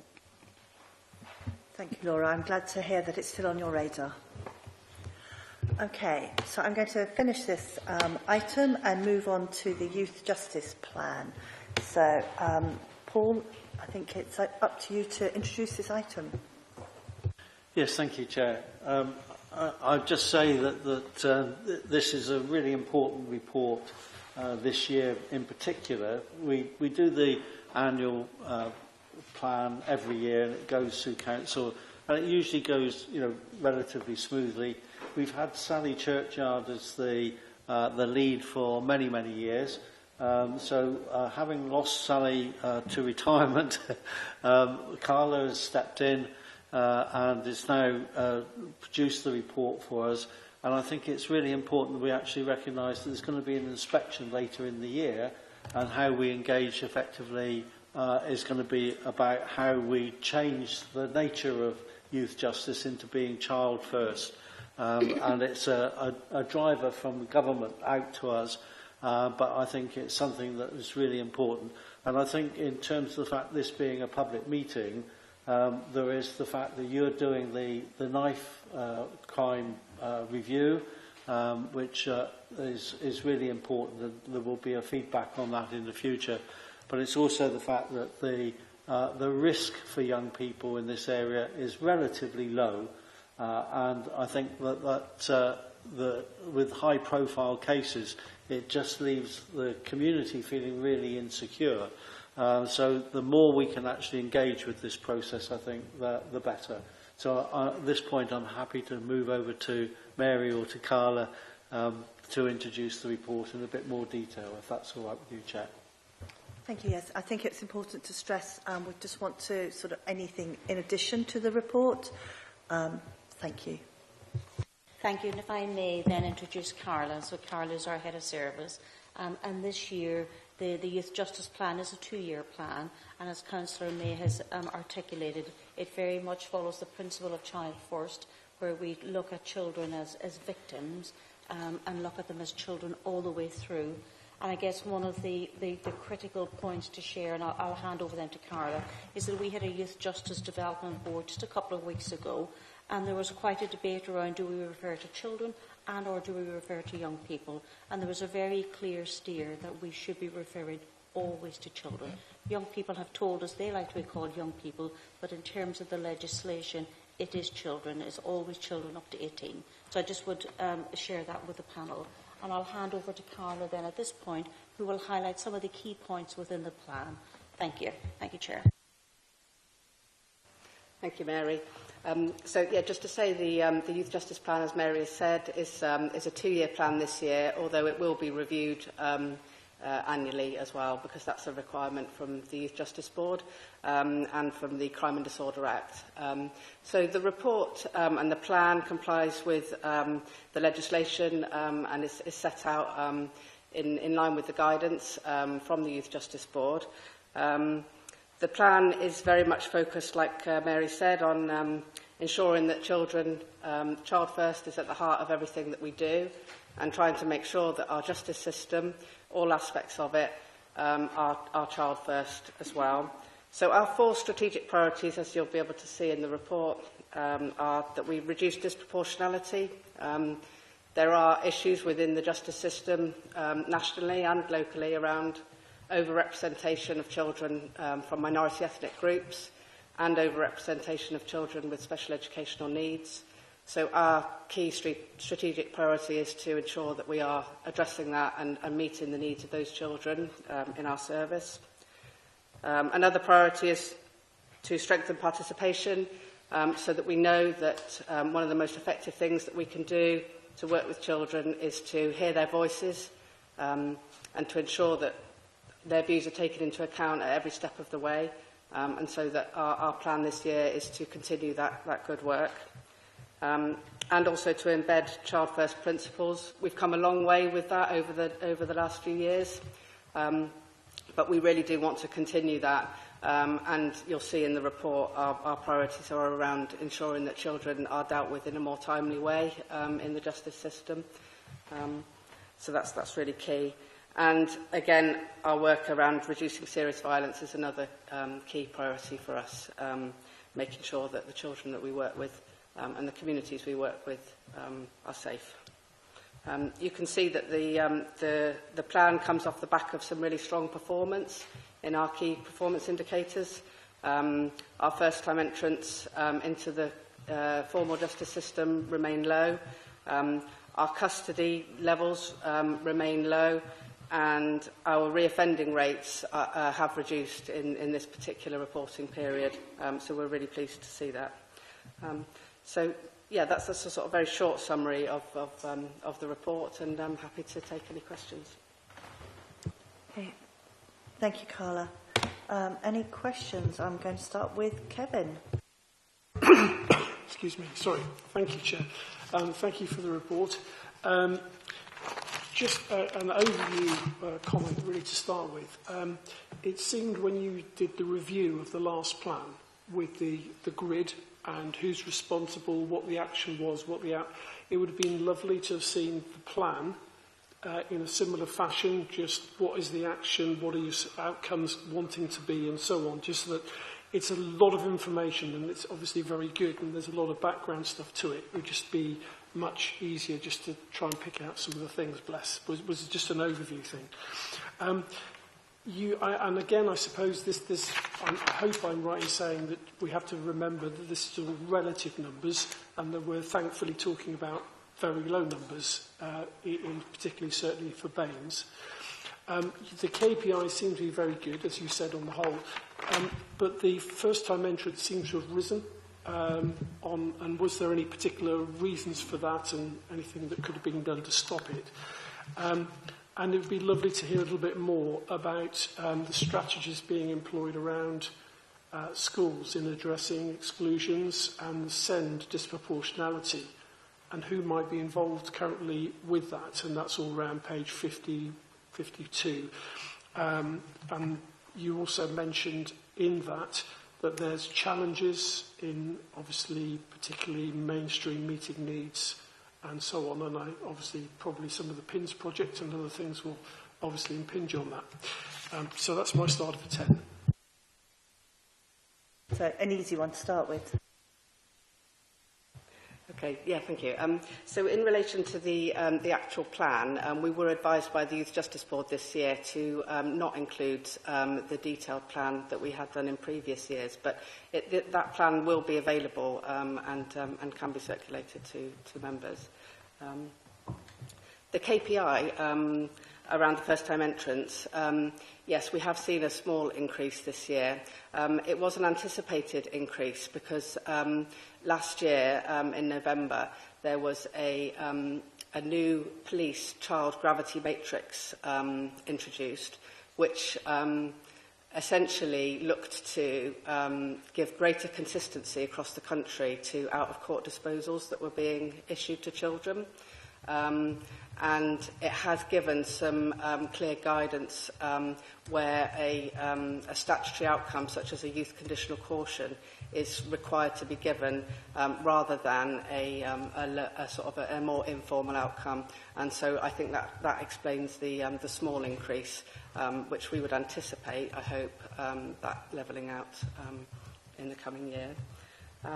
In terms of the work around school exclusions, I am part of a working party, a strategic group that is looking at school exclusions, and that's partly focusing on the disproportionality issues, but also around every child that is excluded. And so, yeah, as a Youth Justice Service, we link in very closely with that work because we know how vulnerable children are when they are excluded from school, and how that does put them at risk.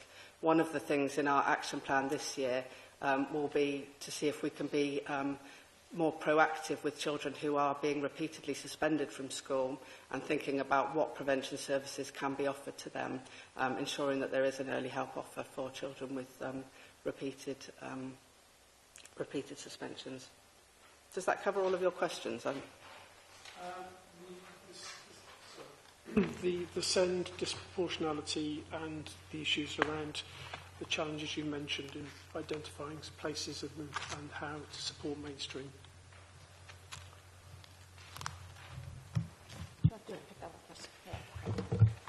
Thank you, Kevin. It's a really good question, really interesting question as well about the increase in numbers of children with SEN who are in the youth justice system.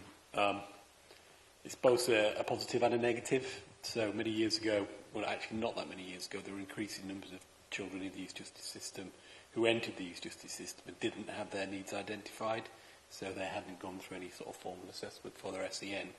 So the fact that children's needs are being identified is a positive, because that did used to be an issue, and that's tantamount and positive to the work that we do, both to ensure schools are now carrying out assessments around children's SEN where they are, but also with additional support that we provide earlier in the youth justice system, such as additional speech and language and support around that to identify those children. As Director of Education, I sit on the Youth Justice Board, and we work really closely with the wider partnership to see where we can integrate any work streams around supporting mainstream schools around exclusions and around making sure we've got enough provision. So as Carla said, she links in with the work that we're currently doing with the Centre and AP Advice Service and our Race Equality Task Force around providing additional support and advice to schools around exclusions.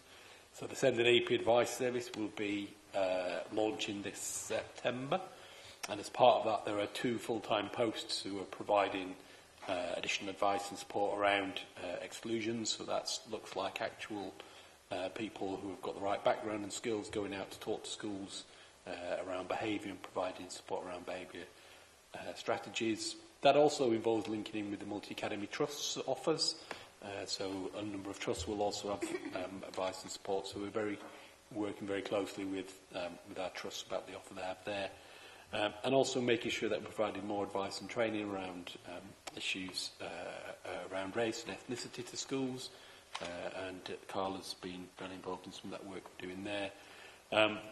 And also we're making sure that we're briefing the Youth Justice team and making sure they know when a new provision for children with SEN is opening up. So we've obviously been successful in the bid for the new AP school, but we also are conscious that we need to find more spaces like for children with SEN, and we're opening up additional resource spaces which will in turn support our sufficiency of places locally and will help some of those pressures on mainstream. We've got children who are waiting for an SEN school place. We do think exclusions have come down a little bit this year, which is positive year on year. We'll wait to see. We've still got a week to go, but we think it's been a better year than last year in relation to exclusions. But we want to do even better each year, and we're really confident that our Send an AP Advice Service will be a welcome addition for all schools in the area from September. Yeah, can I just ask a quick follow-up on what you said there, Chris, which was just around the CEOs of MATs. Obviously, a little while ago, Alan Williams asked to be, if you like, in on the big decisions, meeting chief inspectors and, maybe chairs of the Justice Boards and things. How are they involved with these decisions through the School Standards Board? How are these CEOs, if you like, kept with the high decision-making in this scenario? So we discussed the item you raised at the previous, I don't think it was the June scrutiny panel, I think there was one before, and we took it to March, we had a discussion around it. And there isn't an easy answer to that, because there are a number of CEOs of trusts who represent their schools and not all the trusts. But what we did agree is that we would have slots on the School Standards Board where senior representatives could go and talk about either decisions that were being made or work that's been made across health or social care. So, for example, this Standards Board, which is tomorrow, we've got some input from our ICB colleagues. I believe Jill May's going along to Standards Board alongside Jane Rowlands to talk about children's mental health and some of the work that's happening around pilots around that. And we also agreed that we'd have further input around other strategic priorities for our partners in the local area, so that we could be briefed fully. How we get them in the decision-making process is probably a little bit tricky and needs thinking through a little bit more with our DFE regions group as well about how one trust could represent all trusts. That's not so straightforward. Okay, just an area that I'm very conscious that obviously, particularly one MAT representing 34 schools, possibly going up to 50, you just need to have some sort of way in. Liz, I think you had a follow-up question. I very much have a follow-up question to what Kevin Burnett has just been asking, because I think we need to explore a bit more the link between education and offending. And the information that Carla has given us is is very eye-opening in the sense that a very small number of would-be offenders are in mainstream schools. Now, if we couple that with the fact that the rate of exclusions are increasing in Baines, the rate of permanent exclusions are increasing in Baines, it's good to see we've got 2 full-time workers which are part of an exclusion team. But I just wonder, could we put in place something that where we are far more proactive? For example, in dealing with exclusions, for example, with the virtual school, I'm a virtual school governor. As soon as a looked after child is about to be excluded, they have to call in the virtual school. And because of this, I would think, over the last 2 years, not one looked after child has been permanently excluded. A small number have been excluded. And I think that must be the way forward for us. Because, Carla, I don't see how we are addressing disproportionality when we're looking at our mixed ethnic groups and our special needs groups. Many of these youngsters, young children, have been excluded, and they are in an alternative provision, which, as I have been a governor at an alternative provision school, and you can't always provide a full timetable. They have a part-time timetable, and so eventually one can assume that there's a likelihood that they may follow a path of offending. So I think this is something we need to address, and I would suggest, I don't know if our 2 full-time workers would be up to this, but are there enough of them, that as soon as a child is about to be excluded, that they are called in. When a child is about to be permanently excluded, that they are called in, because that, to me, is the first of the path down to offending for some children, not for all. And the other question I'd like to ask is that there's an increase in the number of young children offending.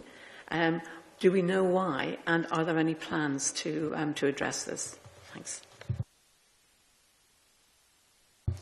Go on then, Chris. Thank you, Councillor Hyman, and that's a fantastic idea around the role of the virtual school.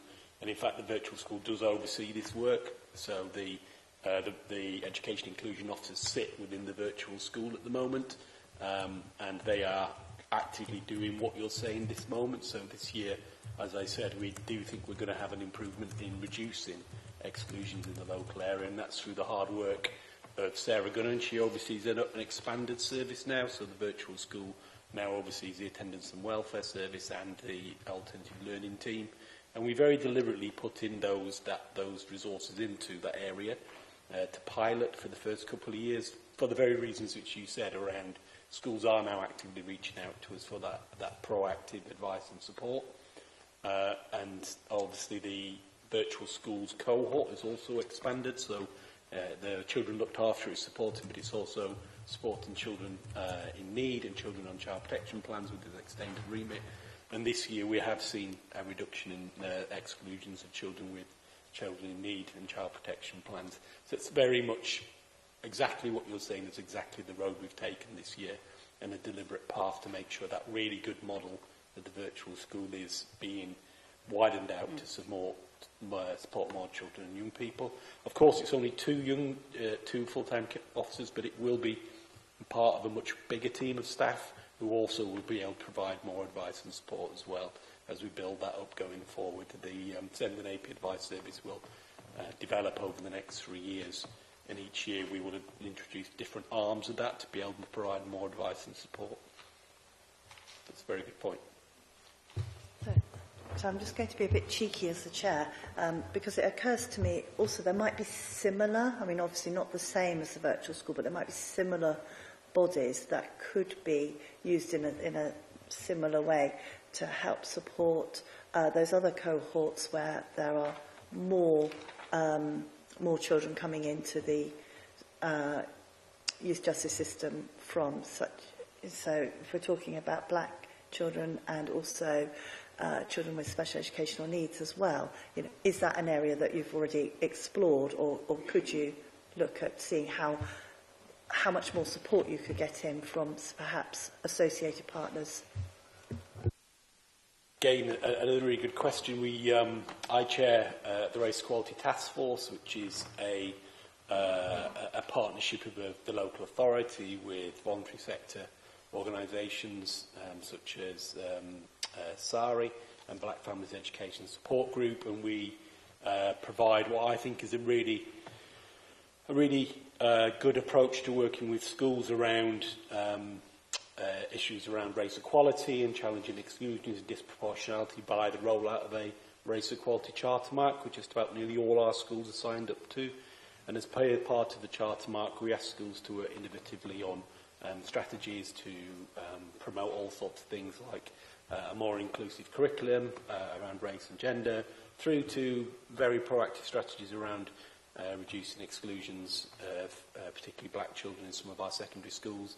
And we've had governors work as part of that. We've had head teachers. We've had EI leads from schools as part of that. We had a fantastic presentation last week of a primary school talking about the work that they're doing. I've seen a secondary school present the information about what they're trying to do to reduce the numbers of fixed-term exclusions of black children in their schools. So I think it's a really positive way of, as you said, Councillor Romero, pulling together that wider expertise that is there in Baines, because there is some really good organisations who work within Baines, and the Race Equality Charter Mark is one example of being able to find a way of working really positively with schools and encouraging schools to talk about some of the issues and challenges that they want to be supported with, and also to link them up with other schools who are doing really good pieces of work. It really is a good, interesting piece of work for the council. We've got a web page for the Race Equality Charter Mark. If you go on there, you'll be able to see some videos of work where we've recorded some of the sessions that we've done with schools, and next year we're looking at how we roll that out even further. So you're absolutely right. Partnership working in this area is the right way to deliver some of those wider outcomes. Thank you. I had one more question, which I might as well ask now, as I have your attention.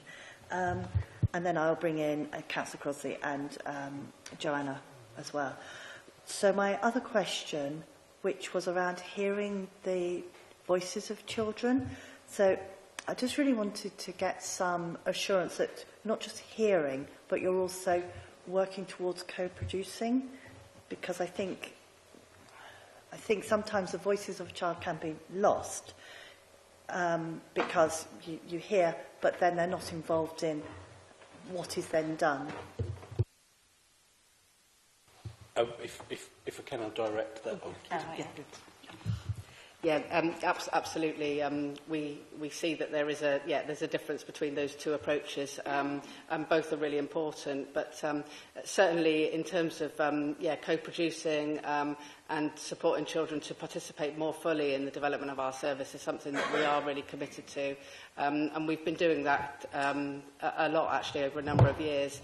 In part, that involves them in recruitment processes. They sit on our interview panels for all practitioners, which is excellent, and really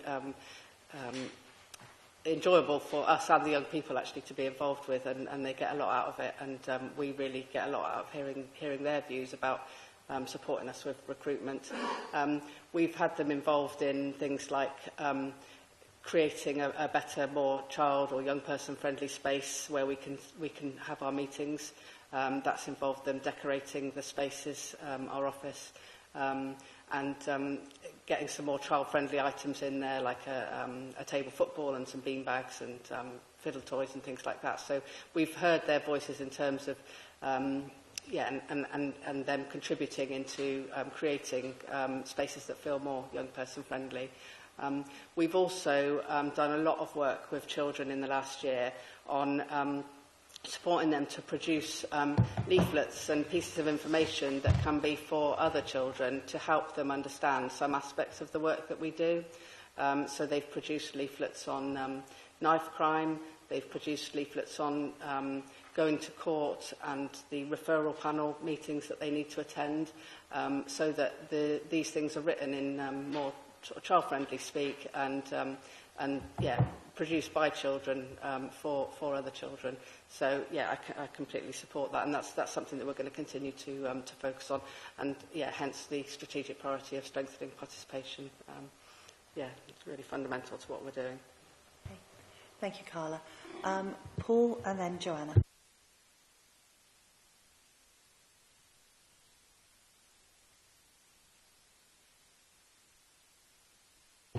Paul, can you use your microphone?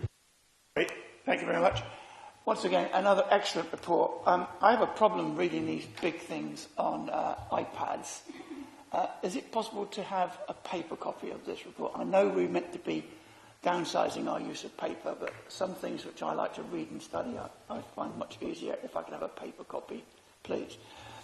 So my first question is understanding first-time entrants. Bath and North East Somerset, you highlight it's gone up from 129 from 106, but if you go back a further column, it's actually gone up from 82 to 129, which is quite a substantial increase over a year. And then you've got Avon and Somerset, and I thought it was a misprint at first, but it's actually highlighted again in the paragraph above it, has dramatically decreased. So why is Bath and North East Somerset going up so substantially, and what have Avon and Somerset area done to so dramatically decrease? Yeah, it's interesting looking at these figures that actually are over quite a short time frame, because if we were to show, and perhaps this is something for a future plan, we would show the rates of first-time entrants have massively decreased over the last 10 years. But yes, in this particular period, there has been a slight increase in Baines and a more marked decrease in the Avon and Somerset area. But I think that would be, if it were shown over a longer time period, it would show that the rate over Avon and Somerset didn't fall as quickly as what it did in Baines over, say, 5 or 10 years ago. So I think the fact that their rate has reduced is it was sort of catching up with our rate. But yes, certainly that is a pattern that I'm afraid I'm not able to give a more full explanation about for Avon and Somerset.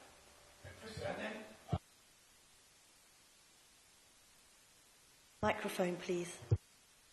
Sorry, thank you very much. Sorry about that, Chair. If I could just refer to key performance indicators. It's quite clear that someone coming out of custody, if they're not going to go back into custody, has to have two things in place, really two priorities. One is housing and one is employment so that they can get income.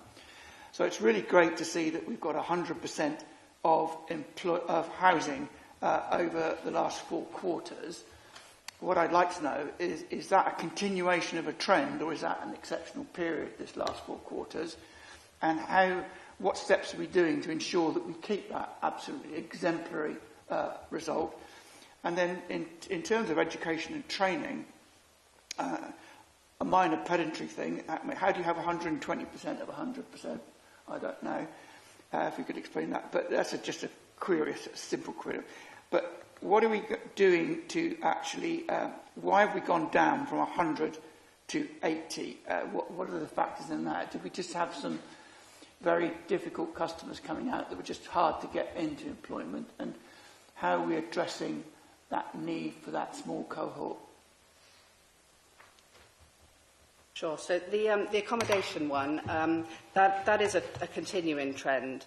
The children that we work with, obviously it's essential that they are in suitable accommodation, and if any children in our service were not, then we would be working very closely with the other children's services departments and housing to ensure that was the case. So yeah, that is a continuing trend, I'm pleased to say. With regards to the education, training and employment, one of the things about our youth justice data is, because the numbers are very small, sometimes very small differences in individuals can have quite a big impact on the percentages.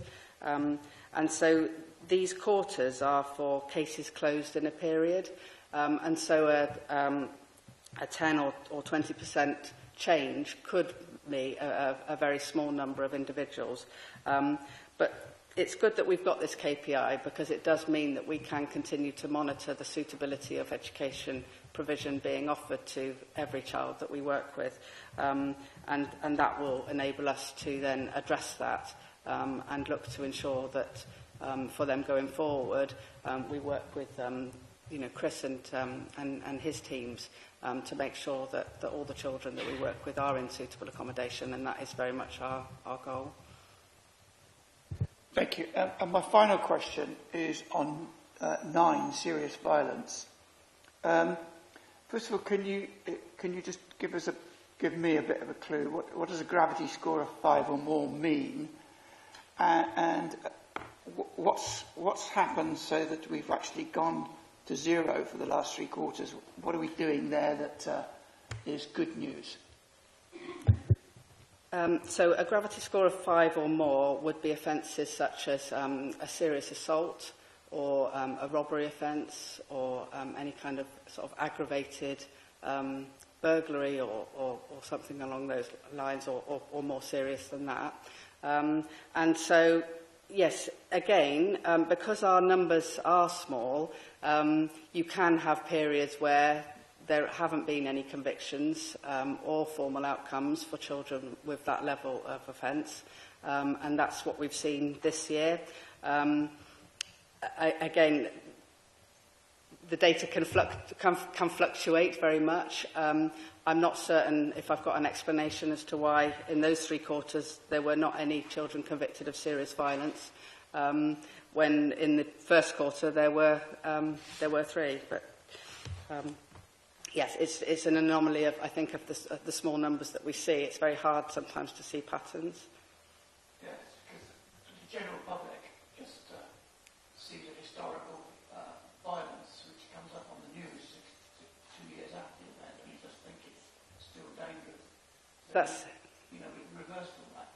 yeah. So it is a good news story in many ways that there haven't been those convictions.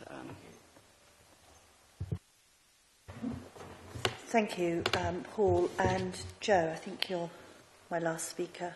Thank you for your report. Actually, Councillor Romero had brought up my question on how we hear their voices, so I appreciate those comments. I guess thinking about that question again, it's how do peers within those age groups support each other within hearing those voices? I'm sure we all know that we meet young people and they are good young people, although all young people are good young people. They recognise that some other young people are more challenging than themselves, and they often say things and support them to pull them back. So I guess I'm trying to work out how, as we a community, can hear their voices and keep them in a space where they feel that they can let off steam yet are protected.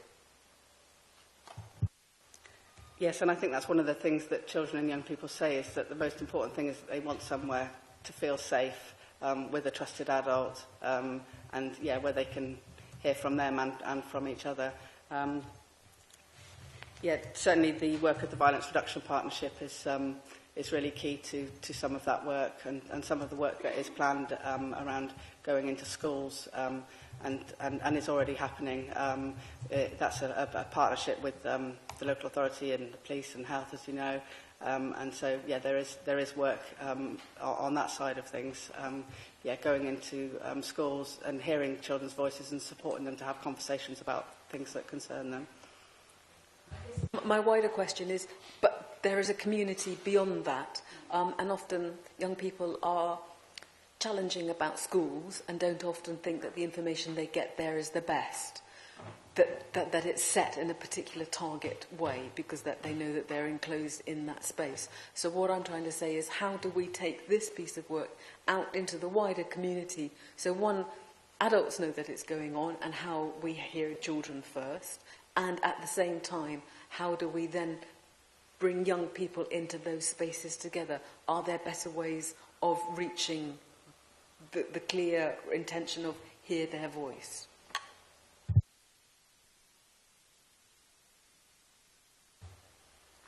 Yes, certainly, and I think certainly not just for the small number of children who are in the formal justice system, not wanting to, sort of stigmatise, label or highlight them.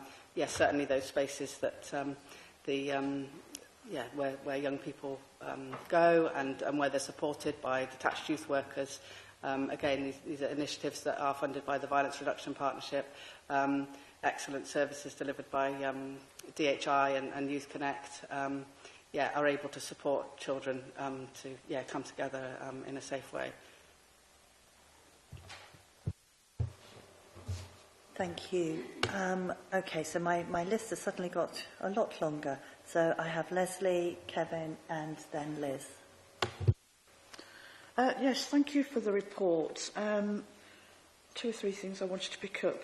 On hearing children's voices, how are you going to take into account that some children's first language might not be English, and that includes children who may be deaf and use BSL or nothing at all because it hasn't been picked up at all? On free school meals on page 21, now I've asked this question before around take-up and had the explanation that lots of information goes out and people are encouraged to take this up for children. But how many children are actually taking advantage of that free school meals? How many are accessing it rather than taking advantage? And have we asked the government to provide those figures because we didn't have them before, especially considering that the data all shows that that children without having good food and enough food really at the moment is really not helping their education at all. Just bear with me a moment. So there's a couple of case studies around reparation Leslie, work. can you speak into your microphone a bit more? Reparation work and restorative justice work. What are the protected characteristics of the people involved there? And on page 35, at the bottom then, looking at increasing numbers of children with special educational needs.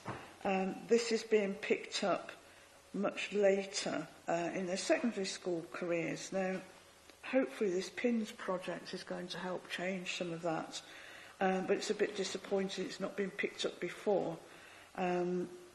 Certainly for children with autism, you see them bouncing around at 8 o'clock in the morning with their frustrated looking parents trying to get into the leisure centre, obviously trying to get them to burn off a bit of their energy. So again, what else is being done to try and identify those children?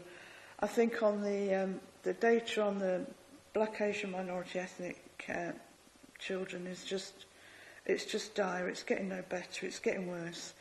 So what activities are in place to actually change that? So we're going to make real differences for these people so they don't end up going into the justice system.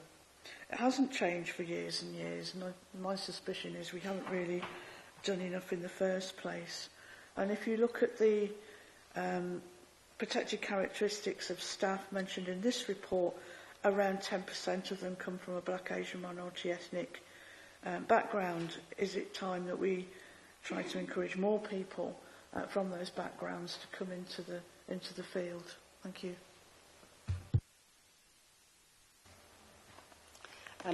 Yes, so your first question around some children's first language not being English and any deaf children.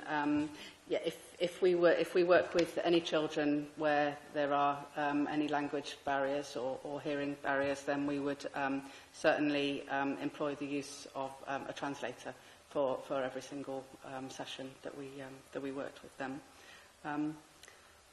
Your question about the free school meals, I'm not sure I'm able to answer that question, but perhaps that's something that we could. May I suggest, Chair, that we take that away and provide that in the minutes in terms of the uptake? Thank you. Your other question about the case examples for reparation and restorative justice work, Off the top of my head, I'm afraid I don't know what their protected characteristics were, or indeed if they had any, but I can, again, find that out.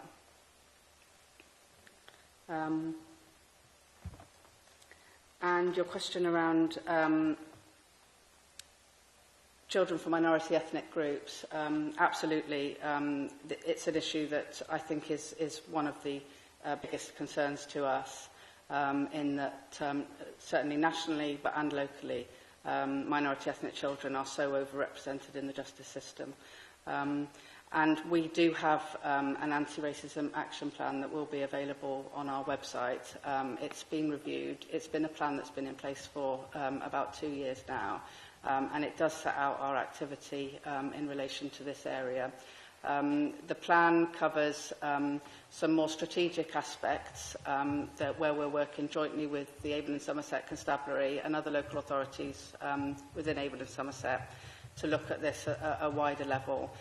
In particular, trying to make sure that our offer of out-of-court diversions, that there is no disproportionality within that, because we know that working with children in that more informal setting to start with is very important. So there is a lot of work to make sure that our out-of-court offer, there is no disproportionality there.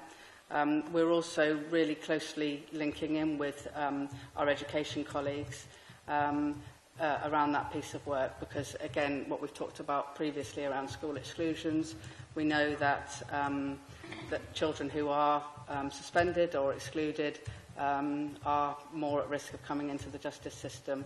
And so, again, it ties in with all the other sort of work streams that we've talked about, making sure that there is, we tackle any disproportionality, and that we offer early help services to those children who are most vulnerable and most at risk. And so that would include our Compass service, which is our prevention service for youth justice. And then we do have some other activities at a sort of more team operational level to reduce disproportionality for minority ethnic children. That's about making sure that our workers are well trained in this area, that they ensure that they talk to children about their identity and about any discrimination that they may have faced, and that we think about their individual needs. All children that we work with on an individual basis, and very much tailor our support to them as individuals. And so, those are sort of some of the aspects of the anti-racism action plan that we've got, which will be available on our website. And in relation to your earlier question as well around the equality impact assessment, there has been one completed, and that can be made available. Thank you. So I now have two questioners left. Well, three if you include me. Kevin. Thank you, Chair. Just two areas. Hey, Carla, can you turn your microphone off? Yeah, sorry, should be there. Right. Two areas. One around the KPIs, and one a bit on the training.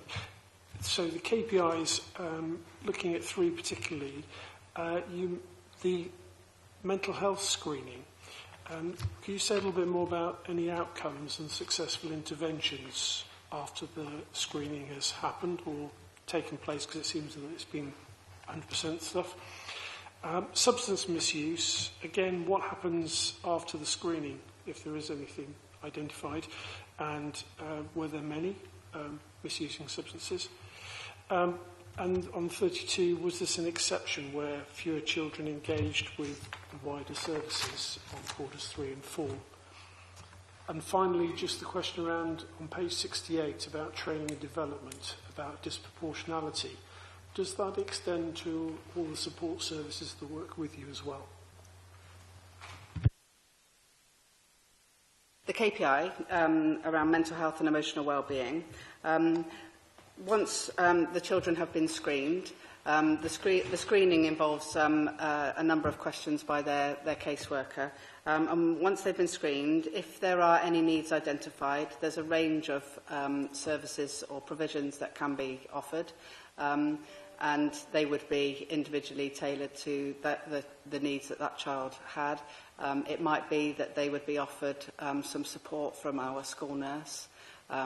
She can offer sort of lower tier emotional wellbeing support, things around anxiety or depression or problems with sleeping or sort of just general worries.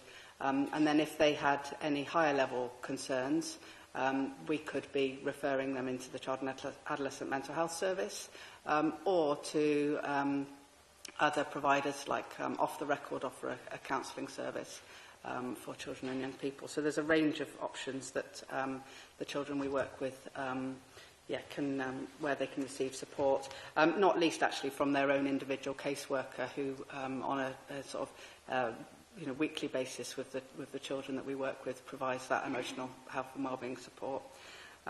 With regards to substance misuse, it's a similar picture. So all the children that we work with get screened for any substance use issues. And then, depending on the level of concern, they may be offered some support from our school nurse. That might be around something like stopping smoking or vaping, or if there was something more like problematic alcohol use or any other drugs, we could refer them into the Project 28, the DHI service for children and young people, and the take-up of that service is excellent.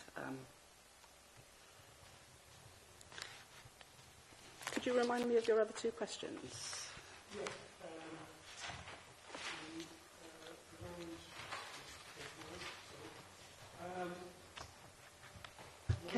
Kevin, are you actually speaking into your microphone? Do apologise. I am the microphone police. Yeah. The other one was around wider services and whether that was an exception that fewer people engaged on those 2 quarters. And the other question was around training and development, whether that extended to the support services that work with you. Yes, the wider services one is an interesting one because it's not necessarily about whether anybody engaged with the service, it's just whether at the end of their intervention with us, whether they were being supported by another service. The KPI itself actually doesn't offer a judgment as to whether that was, it might be just that they happen not to have any other needs, so they didn't have any other services offered to them. So, that's sort of just a kind of a fluctuation there. And in terms of the training, the whole Youth Justice Service has undertaken the training around cultural competence and diversity, and that was really successful, and we're looking to continue that this year and offer some more. And obviously the council have a wider offer so that our partners, or certainly other council employees, would be undertaking diversity training. And there's also a really excellent offer for children's services staff from SARI, where they're offering regular workshops to staff around reflective practice on a whole range of issues. I don't know if does that answer your question? Yep, thank you. You mentioned CAMS referral if they needed it. Do you have a priority route then? Because often schools certainly complain that they can never get through to CAMS. We work really closely with the Child and Adolescent Mental Health Service. We do have some input from their service into our team. They offer us some consultation, so that does enable us to link in with them at an earlier stage to ask any questions and to ask their advice and views about children that we're working with that may not be eligible for their service. Yes, our children would be assessed at the same level as every other child who was referred to their service. Okay, I think Liz might be the last, second to last questions. And apologies for prolonging this. But Carl, I did ask you about younger people entering the youth justice system, and I think it's an important question to ask, otherwise I wouldn't, because we've gone on for quite some time. And I am wondering, why is this happening? You've said our numbers are very small. Could this be a blip, or could it be a trend? And if it's a trend, what are we doing to combat this? Because if children are entering the system younger and younger, over time we're going to get far more people involved. So just wondered what answers you have to that. Yes, thank you, and apologies we missed that question earlier. Yes, it's certainly something that we've noticed in the data this year. I think it's too soon to say whether it's going to be a continuing trend, but it is one that we are concerned about because, like you say, if the children are getting involved in the justice system at an earlier age, it might mean that if they continue, then there will be more serious outcomes for them in the future. We are uncertain, again, because we're not sure if it's a blip or whether it's a continuing pattern. We're uncertain what the reason for that is, although anecdotally I think we wonder whether the impact of COVID has been an issue. And we do know with each of the younger children that we've worked with, they have all had difficulties with education, and so there are multiple problems. So it's an issue that we are really alive to and concerned about, and will continue to monitor.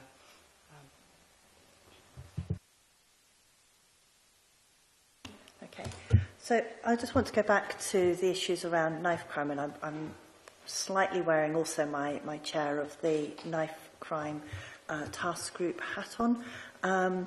So you mentioned that there were leaflets that had been produced with the young people, or children and young people, so I would be interested in seeing those.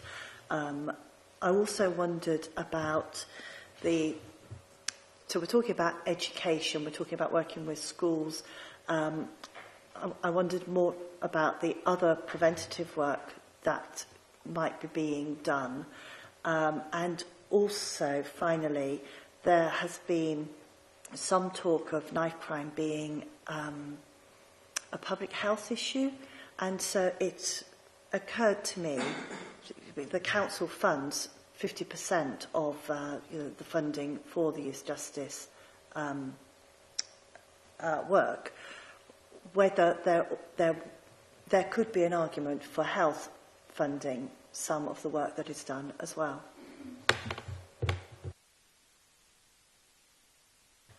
Chair, if I may, I could respond to that. So certainly in terms of the approach around serious violence and the reduction of serious violence and the strategies that we've developed across Bath and North East Somerset, those are done in conjunction with our public health colleagues, and it is very much looking at that, what is the population outcomes. And certainly the most recent updated needs assessment was co-produced with public health colleagues so that we could very much take that public health approach. What is the evidence base telling us, and what are some of the interventions? I guess the other bit to add in terms of the work that our VRU coordinator has been doing in terms of the events for parents and carers that have been run throughout the schools have been very, very welcomed by both school staff as well as parents. And there's a further event this week in Hayesfield, and there is a plan for those to continue to be rolled out. We know there's more we need to do in terms of that perceived fear of crime, and more that we need to do to support our young people, families and communities. So we'll continue with that work through under Carola's guise. Thank you, Chair. So my comment there was about the argument for either additional funding or a sharing of the funding between council and health.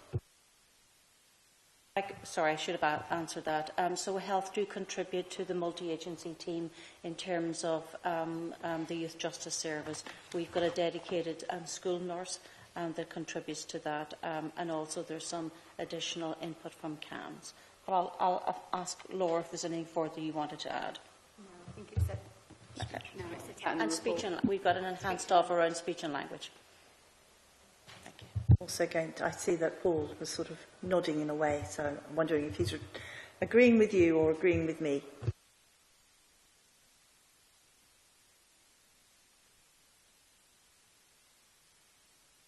It was quite clearly in the report, Chair. And the partnership working is about everybody engaging effectively, and the partnership is really large. But the substantial part of the funding still comes from the local authority through grants that come down from the government. So it's a real issue moving forward. It's not just about health, it's how police engage effectively, because over the years they've reduced their funding, And the probation service struggled to actually provide a local service as opposed to a sub-regional service. So there are issues there for us, but I think the important thing that we do is we pull it all together to the best of our ability. Thank you, Paul. I've read slightly between the lines there. Okay, so I think, unless I've missed anybody, that brings us to the end of that item. And I'd now like to move on to the... Sorry, can I just interrupt? Is there anything... I mean, bearing in mind this is coming up at Council on Thursday, I think we ought to pick up Leslie's point about the qualities study. Is there anything that you or I should report further back from this discussion? I think if you bear in mind all the various comments and the different avenues that various panel members wanted to explore a bit more fully, I think that would, I think, give you the basis of what you might wish to say. I mean, I'm very happy to capture that in, you know, in a statement that I would hope that I would be allowed to make as part of that discussion on Thursday. Yeah. But just wrapping that up, I'm not seeing anything apart from the what was not there, the equality statement. I'm not seeing anything that anybody's fundamentally disagreeing with. Yeah, I think the question about where the money comes for this really important work still needs to be, yeah, I think that there needs to be a bit more equity, I think, amongst the various partners. But that's my view. I don't know if others have would disagree with that. No, nobody's disagreeing, so that's good. Just say, Chair, I think that's a real astute point to make, but it's not just about the funding, it's about the continuation of it and increasing of it that we would be concerned about from the questions that have been raised today. Thank you. Okay, so I think that gives you a steer for Thursday. Chair, on the funding issue, when the new Police and Crime Commissioner was appointed, I've made a direct approach to her, and I think she's scheduling to have a meeting with me to discuss that, because it is where you've got a strategic body. How do they engage effectively with a local body? So it's not just this authority, but it is important that they do actually fully engage, but how do they do that when they've got a larger remit? Okay. Right, and on that that word, you get the last word on that particular item. So we now move on to the panel's work plan. You will see what we already have scheduled for then. I know we're having both public health and I think we're having contributions, I think, from the third sector at that meeting too. I think that's already in place. Yes, and so they would be, I guess, talking about the work that they will have done with the council on, and the working group, and particularly around the large saving that was focusing on their area of work. I know that when we have public health come and speak, we will also have, I think I was being told that it is the day before CQC arrive. They're arriving on the 10th of September, and that's already been confirmed. So I guess we'll just need to bear that in mind when we're talking about additional work that we might want to come to that meeting. So is there, as I think I said at the beginning, the focus is going to be on public health, but also with which forms part of the remit of adult social care as well. Is there anything else that's not on the agenda that you think should be on the agenda? Kevin, and then Leslie. On the particular thing for the 9th of September, is that what you mean about public health?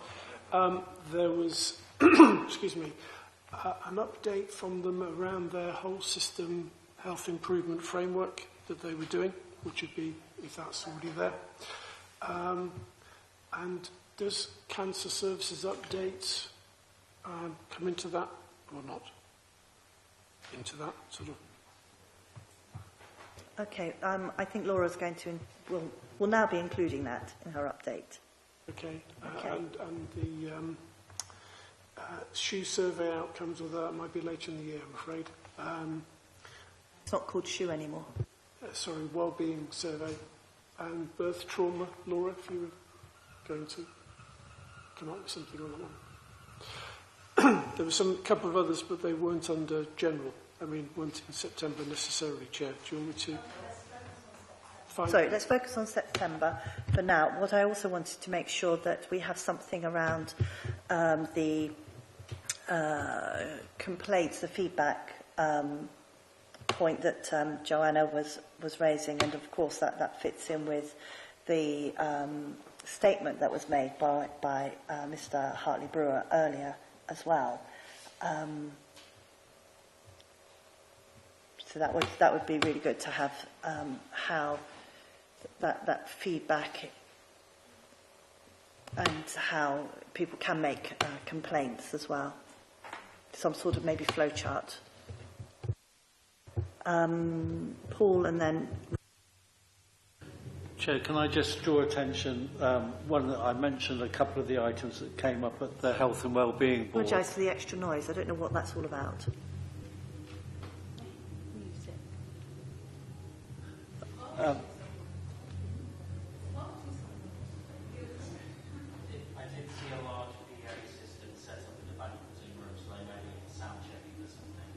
Okay, well, let's not be disturbed. Carry on. Yeah, sorry. The Health Improvement Framework was a presentation at the Health and Wellbeing Board.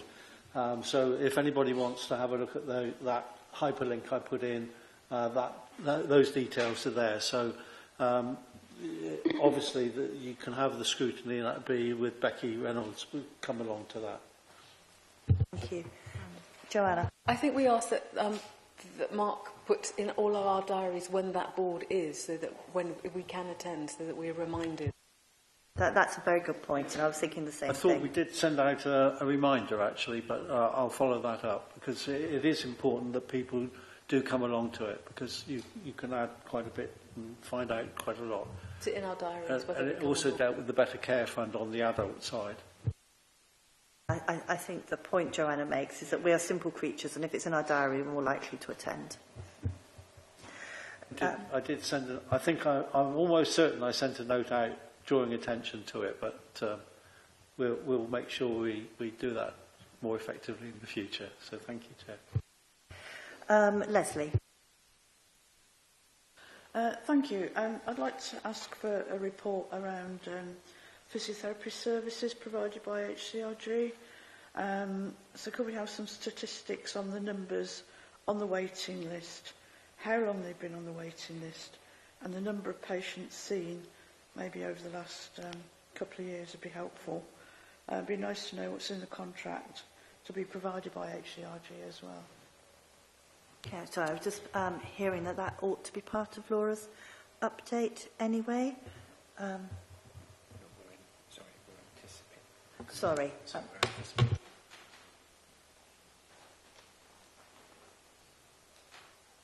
So this is part of the community health update that will come on in September. But we're anticipating it. It's not.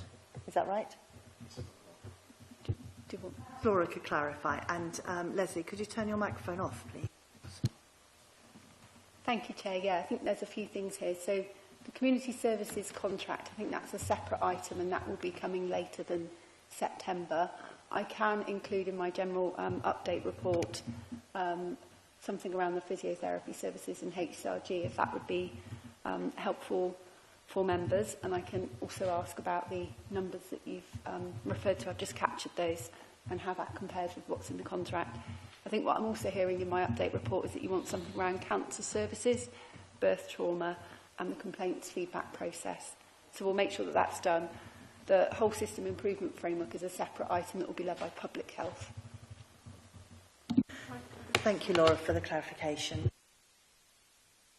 Sorry, Amber, could you clarify what's happening for September? Because obviously we've been very concerned about community services, 3SG and the procurement. And did you say that there would be an update on those? Because we know that procurement is going out in September. And I have been reassured, but I'm not sure if this reassurance is there, that these community groups will be involved in the discussions. So will your report contain something about that, or is that going to be after September? So I think that's a separate item again. That's referring to the community partners. And so my understanding is that Suzanne Westhead and Natalia will be leading on that for 3SG. They are linking in with the third sector, and that will come in September, is my understanding. Yes, Chair. The process is an internal board that's working on the nature of the structure is broken down into 4 specific areas that we're working through.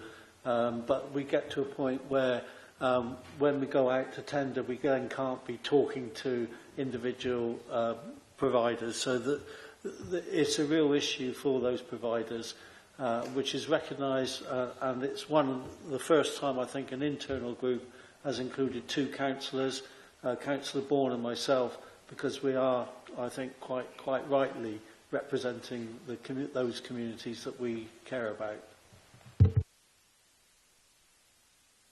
Okay, so I think that's as per what was planned on the agenda, that 3SG update would come to this meeting, plus also the public health update with all the various elements that we have also spoken about. Okay. Right. Oh, sorry, Ruth. I was just wanted to ask when the next Baines Fair Food Alliance 6-monthly update is due, because I've kind of lost track, but it's not on there yet. And we're actually having a meeting this afternoon, so they might be interested. Well, they may know, but I just wondered, it's not on the forward plan at the moment. Do you know? Okay, I don't know, and it's led by public health colleagues, and we can ask for that. So I'm just being told that it is actually led by public health colleagues, so we can ask for that to be in the report then as well. But obviously, mention it at your meeting this afternoon too, so they are prepared. Any more? Okay, so it's going to be Paul, and then it's going to be Kevin. Well, actually, it's going to be Paul first, Kevin. Oh, sorry. No. It's just that we've got a new government, and there's lots of pressures in both adult services and children's services. I know that the Council's Chief Executive is doing a review of all the likely things coming forward from the government, and it just strikes me that at some stage on your forward agenda it would be a good idea to have a report about what the implications, the changes that are likely to be happening to the services that the Council provides. Yes. Well, we'll pick that up during our agenda planning, and I'm sure there will be announcements between now and our next meeting, so we will keep an eye out for those as well. Kevin. Thank you, Chair. Just for the autumn term, the usual IRO annual report and the Bath Community Safety Partnership annual report. Well, Mary's nodding, so I assume that's all. May I suggest that they come to the November meeting? Yep. Thank you. Right.